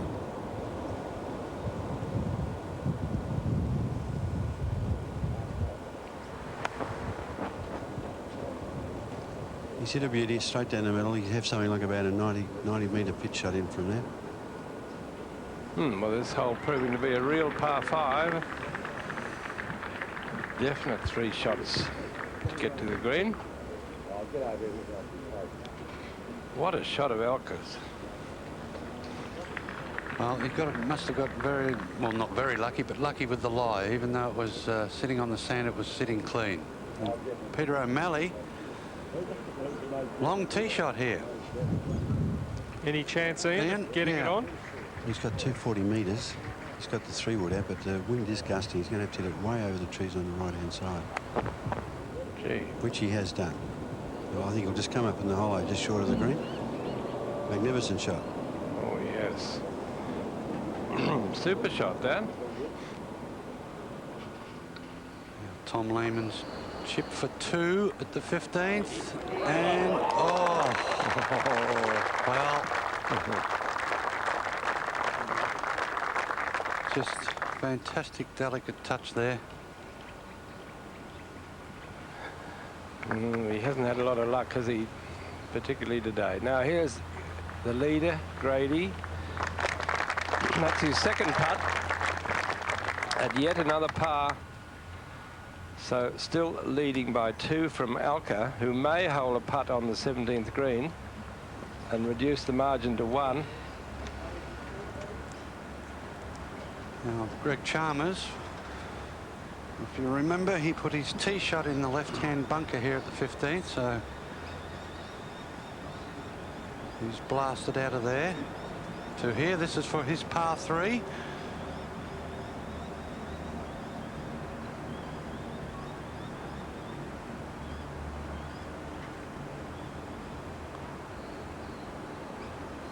Well, it's been one of those sort of days for Greg.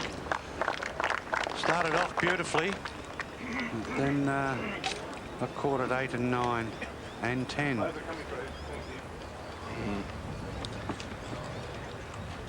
Right, so 3 holes to go for that final group. Shane Tate's tee shot at 17. 3-wood. Well, it's going a bit right too. Well, he might be an Alker's divot there. Well, all depends on the lie. There is some GUR over there that they've marked off, but I believe that Shane Tate could be to the right of that. Well, here's the view of the 16th green. In this case, from Parry's spot. And Ian Stanley told us he was about 90 metres to go.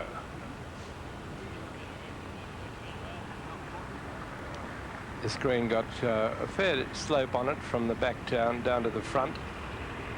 So the pitchers should just pull up short of the cup to be ideal.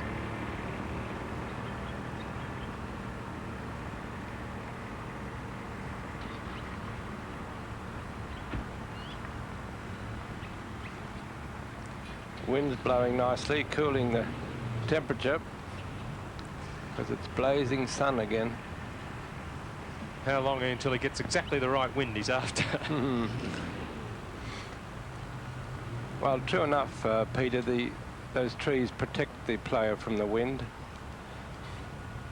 Well, we'll go up ahead, Pete. Yeah, this is the important one. Steve Alker for birdie at 17. And he's got it. Oh, what's happening here? The birdie of the tournament, that one. He is 7 under today. 1 hole to play. Well, we've got a tight finish on our hands here. Parry. Third shot.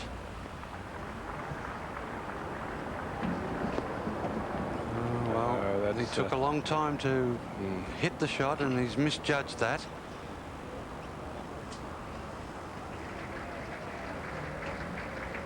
Now, who next?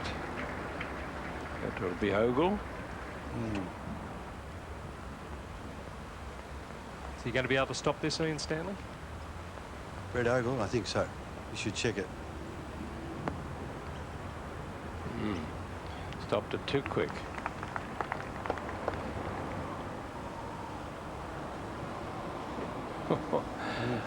Wow, what a birdie of Alker's, eh? Set us on fire. There he is. Look, he's calm as a cucumber. Well, he won the Queensland Open by 1 from Greg Chalmers, but he was in the driver's seat there. He's coming from behind.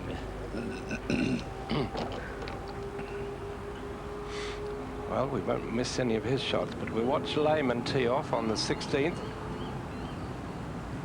Well, something like a 3 here would do him a lot of good, wouldn't it? Bring him right back into it.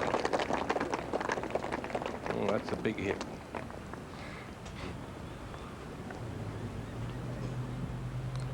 Now we'll come back to Wayne Grady, our leader. Here's a young man that's within 1 shot. There's been 8 birdies today on the final hole. I was one of them, Pete. Well done. Good finish there. Shears. Now, what's he going to do here, Bob? He's got the 3-wood. Now he'll be aiming at the bunkers that are straight down the middle of the fairway. The wind now is coming off the right, so he needs to start the ball down the right-hand side of the fairway and be short of the ridge, pitching straight up the green. Well, he's got to stay well right of the bunkers. Well, it'd be a bad shot to go in the bunkers at this point. Not sure that looks like the 3-wood. Well, there's all those Kiwis behind the tee saying that was a good shot. Oh, well, it was. That's beautiful. It's a 2-man battle now. Alker on the 18th, Grady on the 16th. And here he is driving. Oh, oh. What happened? Not good, but not bad. Now, that it was going towards the fairway bunker there, but it may come up short of it. Yes, he didn't seem to put much punch into it. No, that's... He's in the bunker, Ian has told us. Okay. He's in the bunker. Okay. Oh, look, this is a blind shot, amongst other things. Cross water. Alker can do it. Tate can do it. Has he got enough club onto that one? Oh, hold up, hold up. It has. Stay there. Well, they've left a little bit of rough there in kindness to the players. Had that been cut, he'd have been wet. Oh, no, he did catch the bunker, Bob. Yeah, it's not too bad though. Probably 5 or 6 iron out of there. I would say he'd be taking the 6 and possibly the same club to the green after that. He's taking the 6, Peter. And lying pretty well, Ian, by the look of it. Yeah, it is lying very well. It's just been raked, actually, and he's got an uphill lie. So 6 iron for safety. He could have gone 5 iron, but 6, as Bob said, and then 6 iron into the green.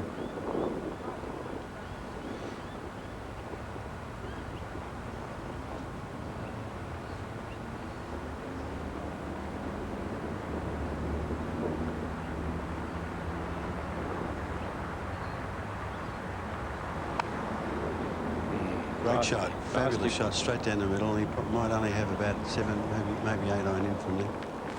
Yes. Oh, that was a good one. Very precisely hit, wasn't it?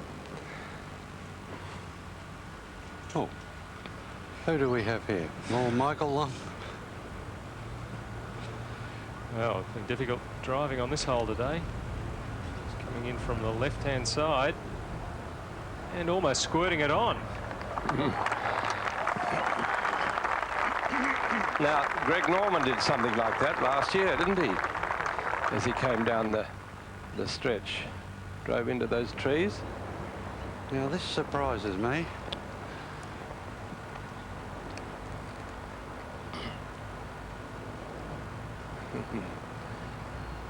That's Michael Long's reaction. Out of jail. High and dry. Now I'm very surprised that Lehman isn't going at this green. He's behind. Would need an eagle, unless he is. Is he, Ian? Well, he's on an upslope, Bob, so I think he's too scared that if he does get it up high with the wood, it'll go hard left. Oh, that's the safety first He's shot. hit a cracker down there, I tell you. Perfect. No attempt to get on the green, though. What has he got left? 50 metres? 55 is the call as we see a putt of not quite that length for Brett Ogle.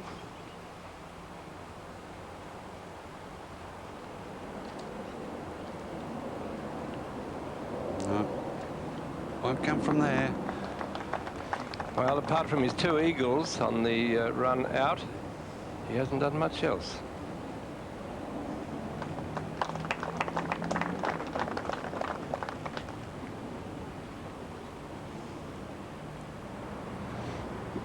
Now, off tape, Craig Parry, we saw him go over the back of the green.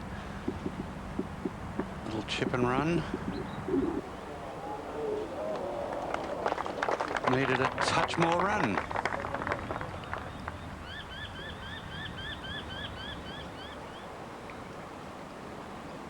Peter O'Malley now. This for a birdie. Now he's been, as Peter Thompson said earlier, a lot of putts have gone close today. Could this be the one?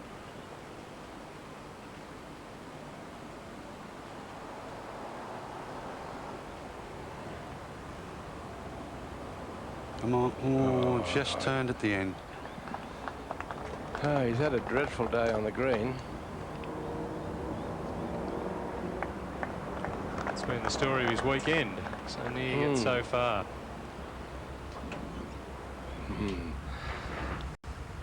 Now, is it possible we're looking at the winner here?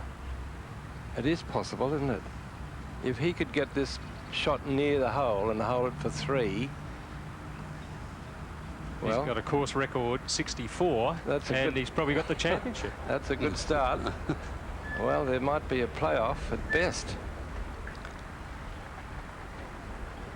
What's he got? He's got about 110 metres, 120. And the flag stick with its cup way at the back edge. Now you can see the white flag just stirring there. He's aiming straight at it with the 9-iron.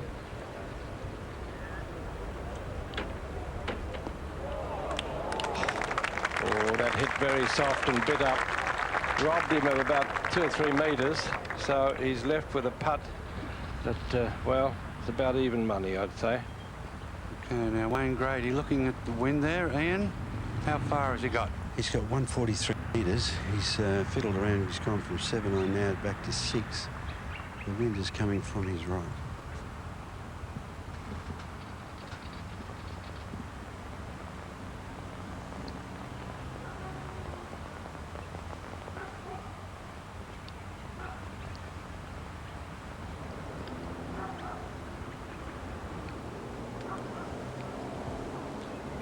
He's hit a great shot, straight at it. Oh! Wow. You can say that again. Great shot, straight at it. What a shot. Ian, do you think he knows what Alker's been doing? No, he hasn't seen it. There's no leaderboards in this vicinity, and no one's been game enough to tell him anything, but there's been a whisper in the gallery, but I don't know whether he's picked it up or yet or not. Probably see the one down at the 17th. That's the first one he'll see. And he should maybe have a 2-shot cushion then. That was a sensational shot. His iron play's been just immaculate, hasn't it, this week? Yes, it has. Holding out has been good. Driving carefully straight. He certainly outshone the British Open champion here, Tom Lehman. Well, I might hop out and let Steve Rebillard help bring home this 1997 Ford Open Championship. Now, Peter O'Malley's tee shot at the 17th. Tricky tee shot today. Left to right wind off the tee. And very thick pine trees on the left with sand underneath. So the players, you'll see a few of the players heading to the right side there, which makes the second shot difficult.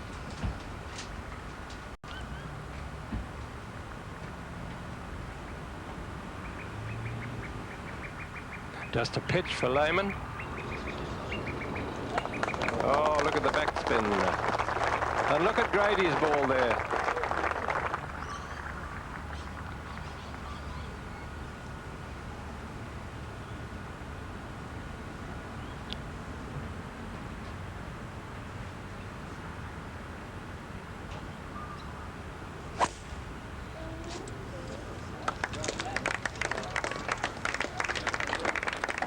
Looking left.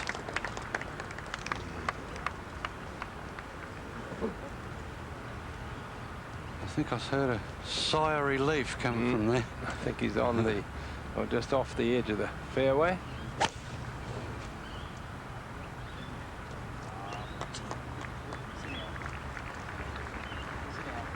I think you heard Ogle didn't particularly like it. All right, now events at the 18th, the final hole. That's Smales showing his countryman Alker the line to the hole. Kiwis in collusion, you think, Pete? Maybe.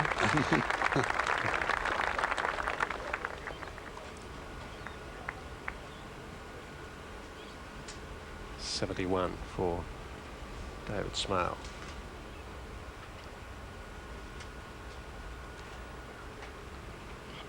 Now Steve Alker. Can he finish birdie, birdie, birdie? In fact, 4 of the last 5. Well, it's a mighty putt he's going to have to hole. There it is, look, he's replacing the ball. As I say, even for a player in top putting form, that would be even money at the best. You might even offer a shade of odds against. What a round it is, though. Well, this one's for a course record, I think, isn't it? New course record. That's right, it would be 64.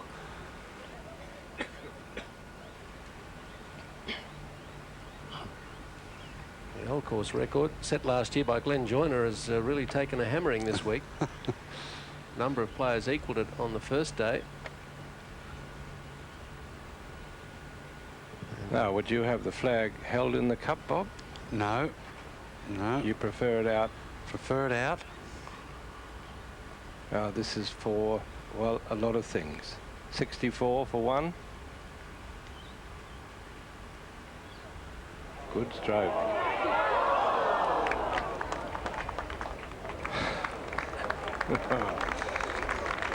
Well, he's a bit disappointed with that. Certainly gave it every chance.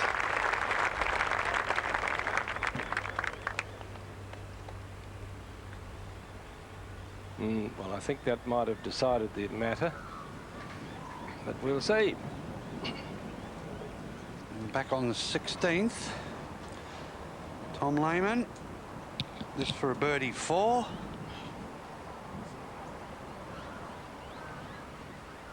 Get him to 14 under par.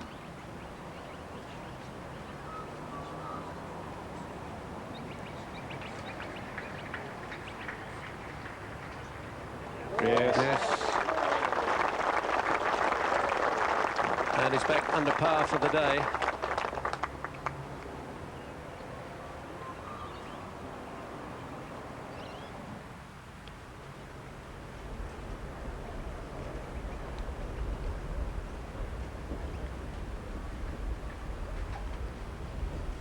Alker. Par 4 for Alker. Straight in. Beautiful round. He equals the course record. takes a 65 after earlier rounds of 71, 67 and 70. 15 under, and may yet finish second. Pick up a tidy $32,000. Nick his caddy. Another job well done.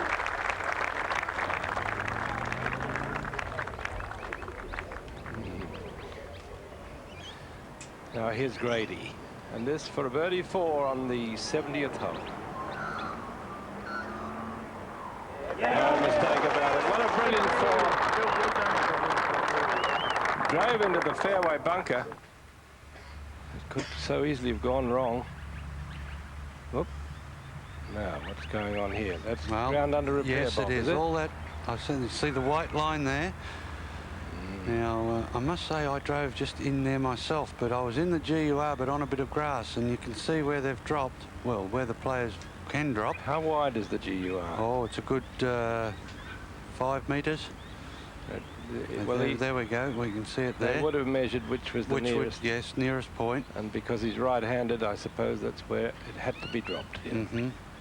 I believe we see a cart there, so there's obviously a rules official on hand. It's got to be dropped on the side, which gives the nearest point of relief here. That's right. And Ian Stanley's thereabouts. Ian. He's got 80 metres to the front, and he's got to come across the water. It's only on 10. So, and plus the wind's coming from the left. Little wedge shot off the back foot and punching it in low.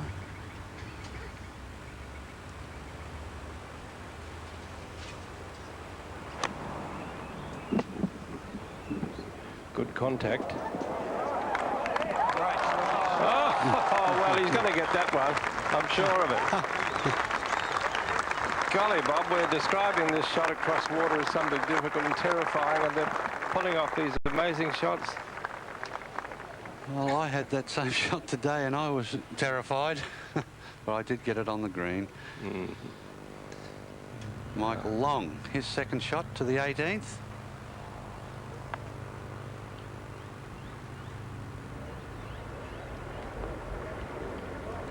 Well, that wasn't so good. Not by his high standard of 8. That's the ball of Craig Parry coming from the fairway edge on the left. Great battle here for second place now. Ooh. Now that was Tate who foolishly drove into a bunker there. Or carelessly, I should say. Maybe both. He had no business being in there.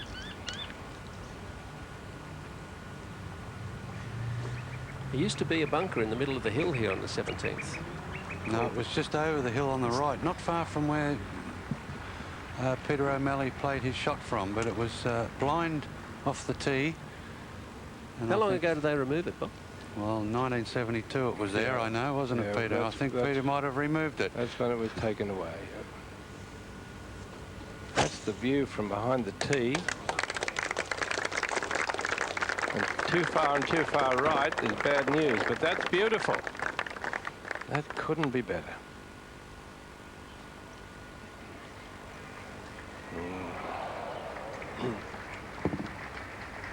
Now Grady will use all care and attention to this shot. I suppose this is the last moment when he could go wrong. Wind across. Still blowing strongly, left to right. This is not the driver.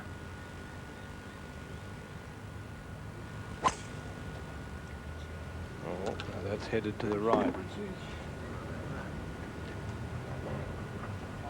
Our applause tells you many things. Well, it's out of his sight over the ridge.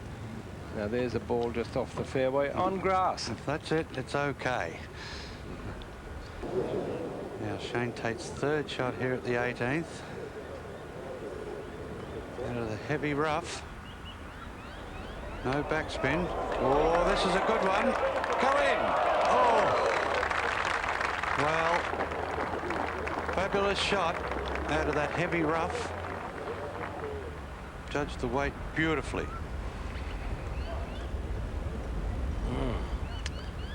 Well, it is tension in the air.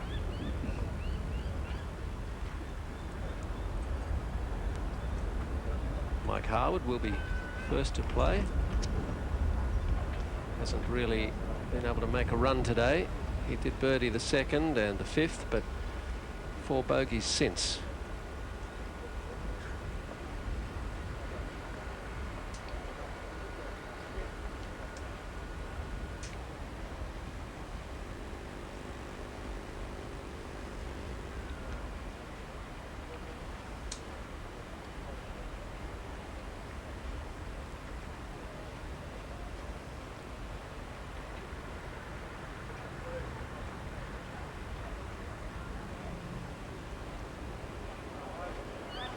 Oh, got a chance. Yes!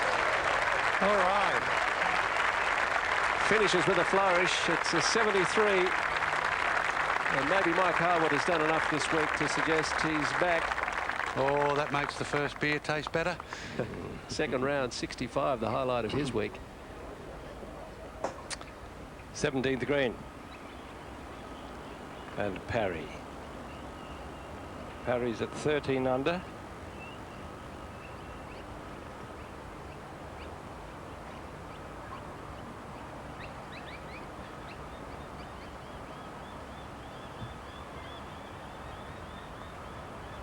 That's a nice 3.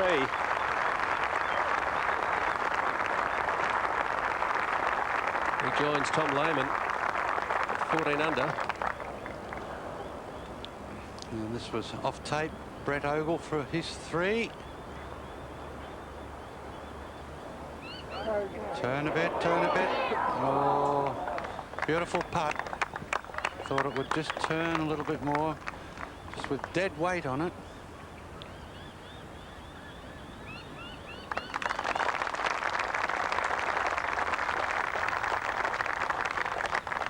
Now Michael Long putting at the 18th.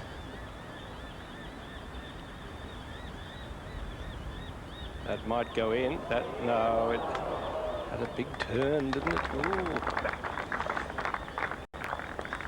Well, since the first round, he's really not caught fire. Perhaps he's a little tired. He's been prominent a long time. Peter O'Malley, that's a birdie 3 at the 17th as well. Gets him to 13 under par.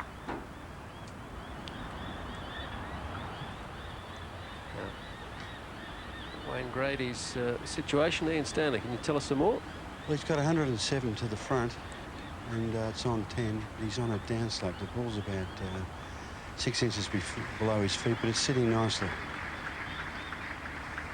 Yes, he's got good grass under the ball, hasn't he? The only problem was, Peter, was the left to right wind, which will cut it even further.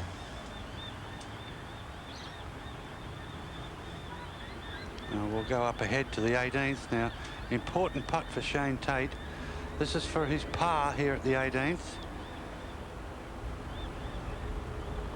Stay up.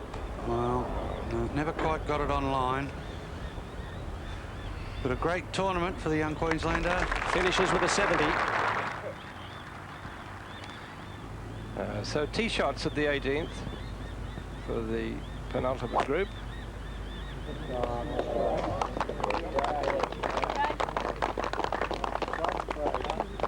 Into safety.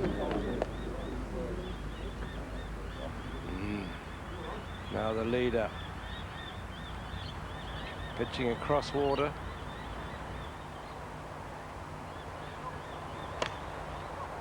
Good contact.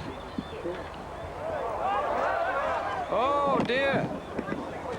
What has happened? Well, he flew everything. Oh, that might be nasty too up there. Well, that's, oh, that could be unplayable territory. That is the problem, yes.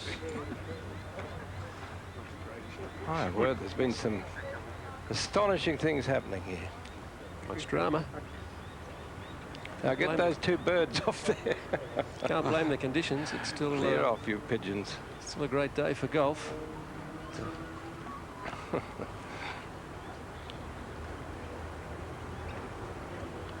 Lehman. I suppose if he hold this, Well, we wouldn't be surprised, would we, with things happening? 3-3 finish, you never know.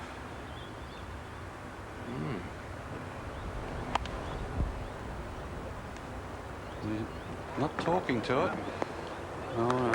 Whoa. Oh, no.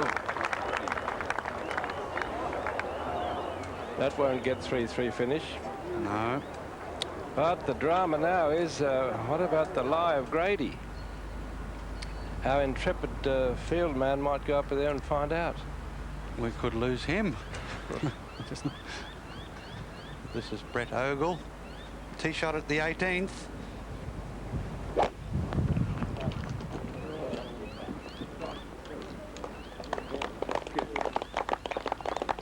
Perfect position.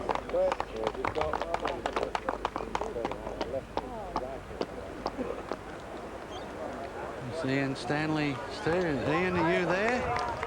No, I'm not at the moment. Oh. It's, but he's way past, good 10 metres up the back of the green. On a downslope, I can't see the line at the moment. Well, a great round had by Steve Alker today. 65. He's with Karantai.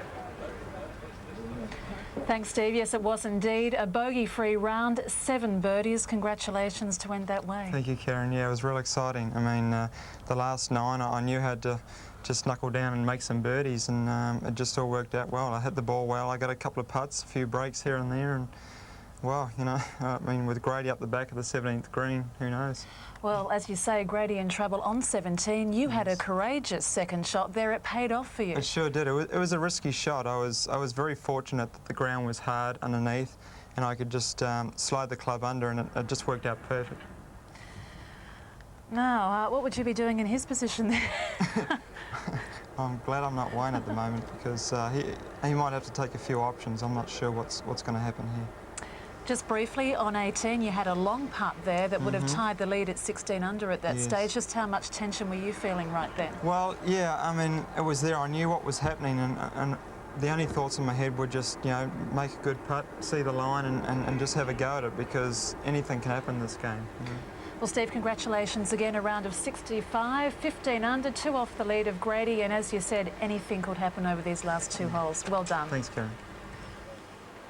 Oh, this is a nightmare for Grady. See, he can't play towards the flag because of that bunker. Oh. Is he asking about the rake? Well, Ian Stanley's had a look. Ian? Well, he's got 2 options. He can either pitch it down the bank into the bunker and hope to get up and down for a bogey, or he can play it out to the right-hand side and try and run it onto the top of the green and 2-putt down the slope. Well, he can take the rake out of the bunker. Trevor Herden arrives to give the decision.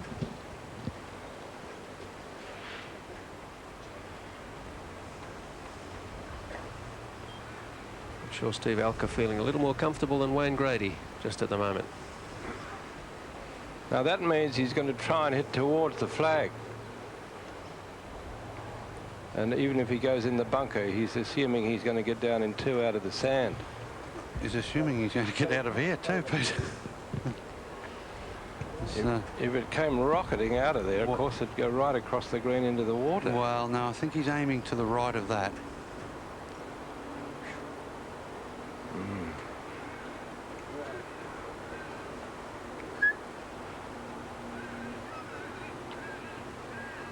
Oh, dear.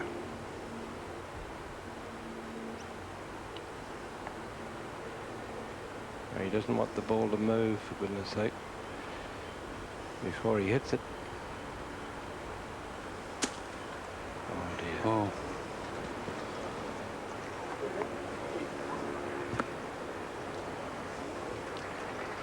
Oh dear. The last hour and a half, it's really looked like Wayne Grady's tournament. No, I think he's worse off. Options. Nowhere to drop it.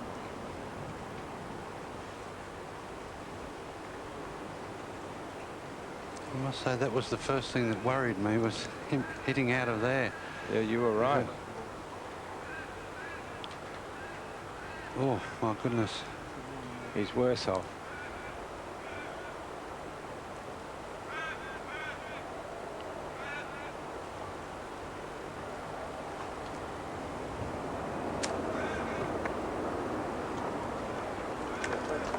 Oh, well, I think you could hear a pin drop out there.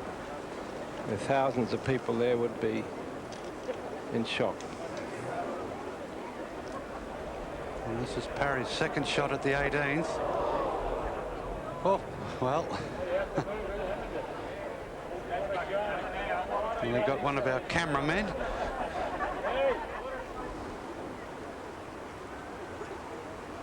Resume your seats. Now he's 4 to there.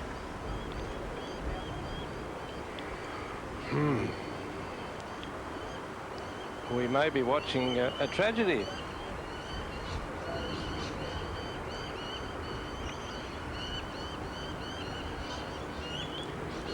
Well, if he can get up and down, he'll still share the lead. Lehman's shot probably is.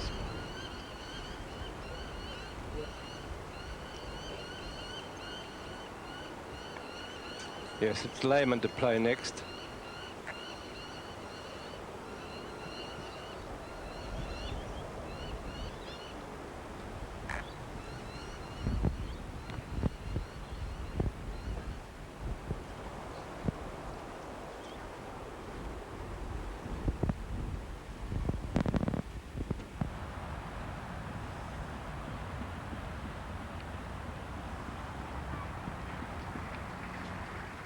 A little bit of work left for Tom Lehman.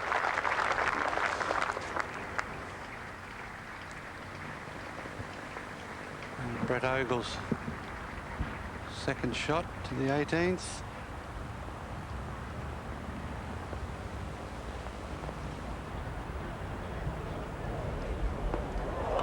Well, that's a good one. Now here's the 5th shot for Grady here at 17. And it better be good.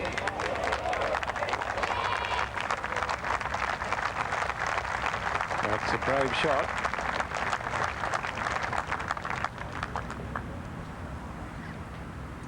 Not in though, by a long way.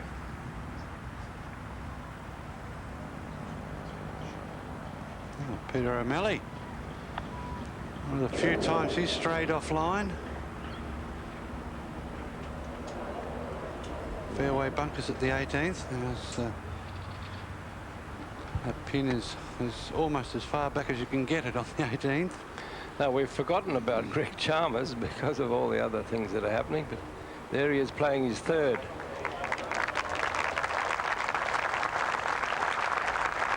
And I think he'd willingly give that 4 to Grady if he could. Chalmers 9 under as he taps in equal 9th position.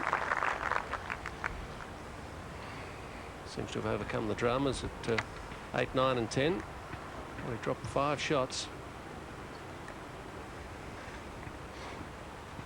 Well, in the ordinary course of events, you'd think that Grady would be a cinch to hold such a putt, but after that great kick in the guts there, he'd be shaken.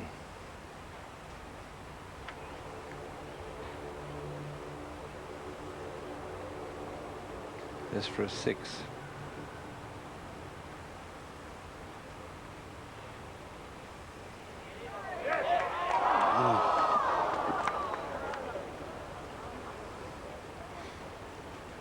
That's tragic.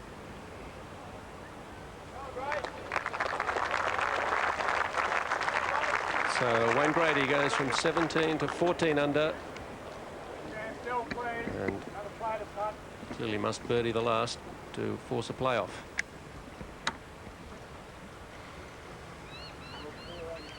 Now this man, or this man. Craig Parry, if this goes in. Oh, my goodness.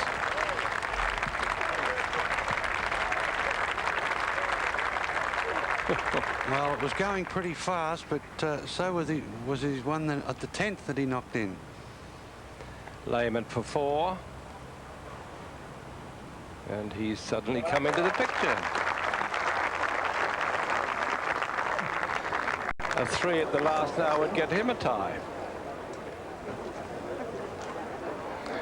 Well, that was extraordinary.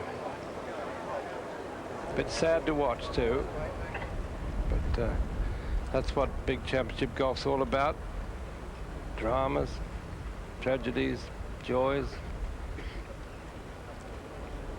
Now this huge crowd will now leave that 17th and all assemble around the 18th, and I can tell you they're already about 6 deep around the green.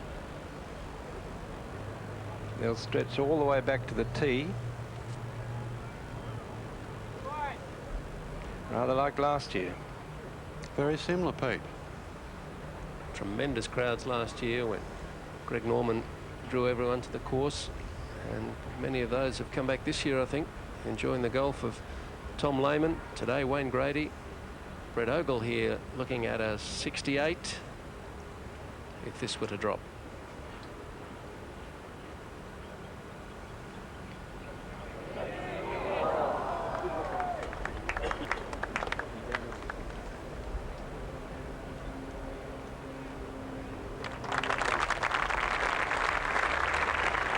Sitting equal 5th, and Ogle a twice winner of this tournament.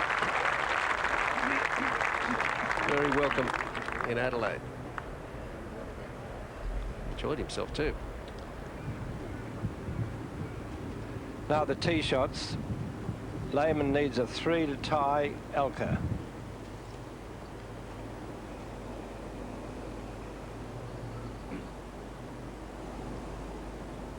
Taking an iron and aiming for that fairway before the ridge and the bunkers.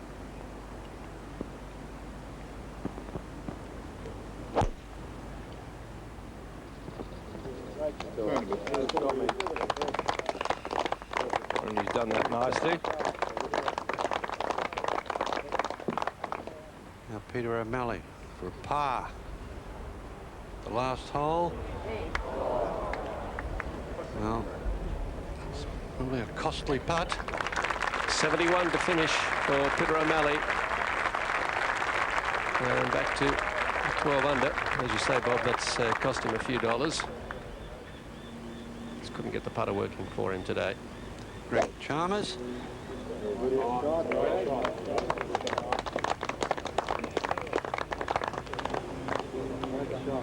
Good position there.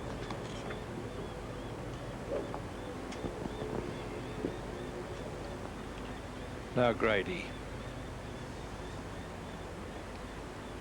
So he's got to get a 3 to tie.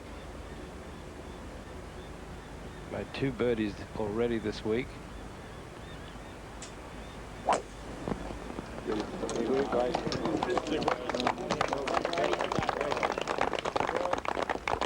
That's okay. So the situation coming down the 18th, Grady and Lehman need a birdie to drag Steve Alker back out onto the course, and it'll be the 18th that they would play should there be a playoff.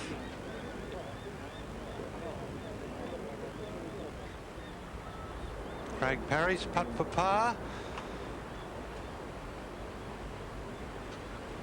Well, he's pushed that one.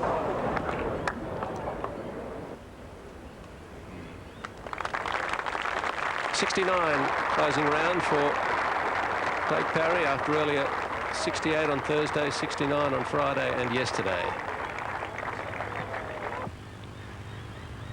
And as the galleries gather around the 18th, a few more completed scores for you. From Group 13, Ashley Andrews of Victoria, Brad Forrester also, and John Evans from Western Australia. John Evans the best of those with his 71. Scott Laycock, Victoria, Paul Devonport, New Zealand, and Rod Pampling of Queensland. Elliot Bolt a fine 70, and Rick Gibson, who holds a share of the course record with 65, posted on Friday. Good 68 today, and he'll carry 79. Rob Farley, WA, David Ecob, New South Wales, Chris Gray, Western Australia. Jean-Louis Geppy final round of 74. Kenny Druce had a 69 on Friday, and a fairly consistent effort from him. Robert Allenby threatened a challenge for a while today, but 70 was the best he could manage. And David Smale, New Zealand. Doug Dunnicky, 74. Great effort from Alker, 65. Will he win it? Maybe. Shane Tate, 2 under 70. Good effort from Michael Long, 68, and he's in equal 4th position. Oglen Parry, 69s. O'Malley, 71 in the second last group. So we're almost there, but we're far from a decision. Well, it appears that it's Grady to play first. I suppose he'd prefer to get on with it. Now, as it turned out, he's rather a long way from the ridge. Ian Stanley, you're working out your yardages? Makes his second shot a long shot. Ian? Yes, he's got there's a sprinkler head right near him. It's 103 metres to the front. It's 29 on, so he's got 132. He's going pretty quick at this. I think he's got 8 on. It's downwind. He's got to keep it to the right of the flag. Just keep his rhythm.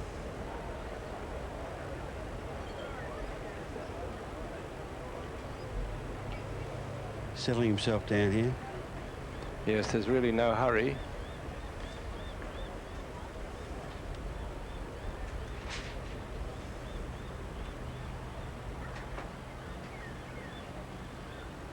So the green just out of his vision, but he can see the flagstick.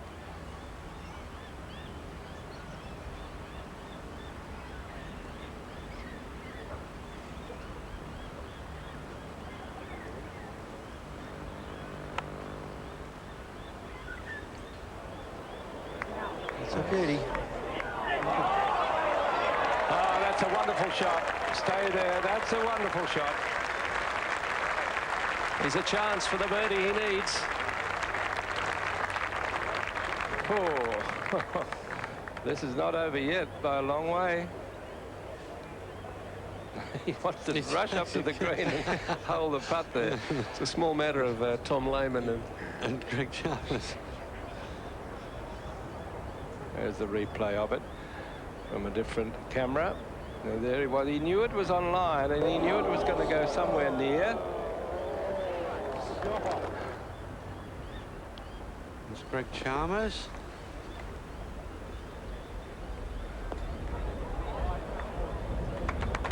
Not too bad, because all the interest is in this next man, Tom Lehman. And Ian? He's got 95 metres to the front and 29 on. Looks as though he's got 9 iron.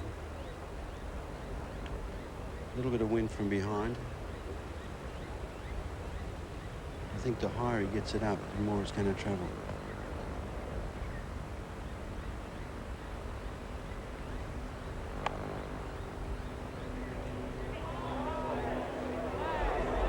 This isn't bad either. Ah, too much.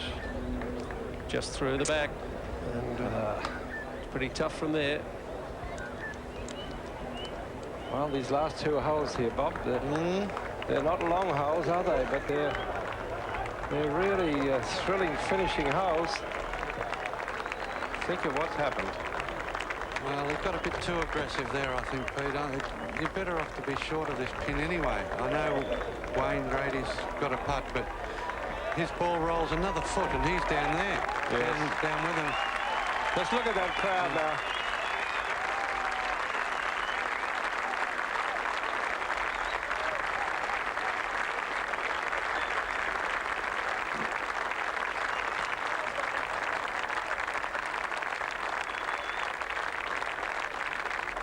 I think that's mostly for Grady, but also some for Lehman. And Wayne Grady beat them onto the green by about 50 metres. Yes, he's angry, but he's got to really calm down.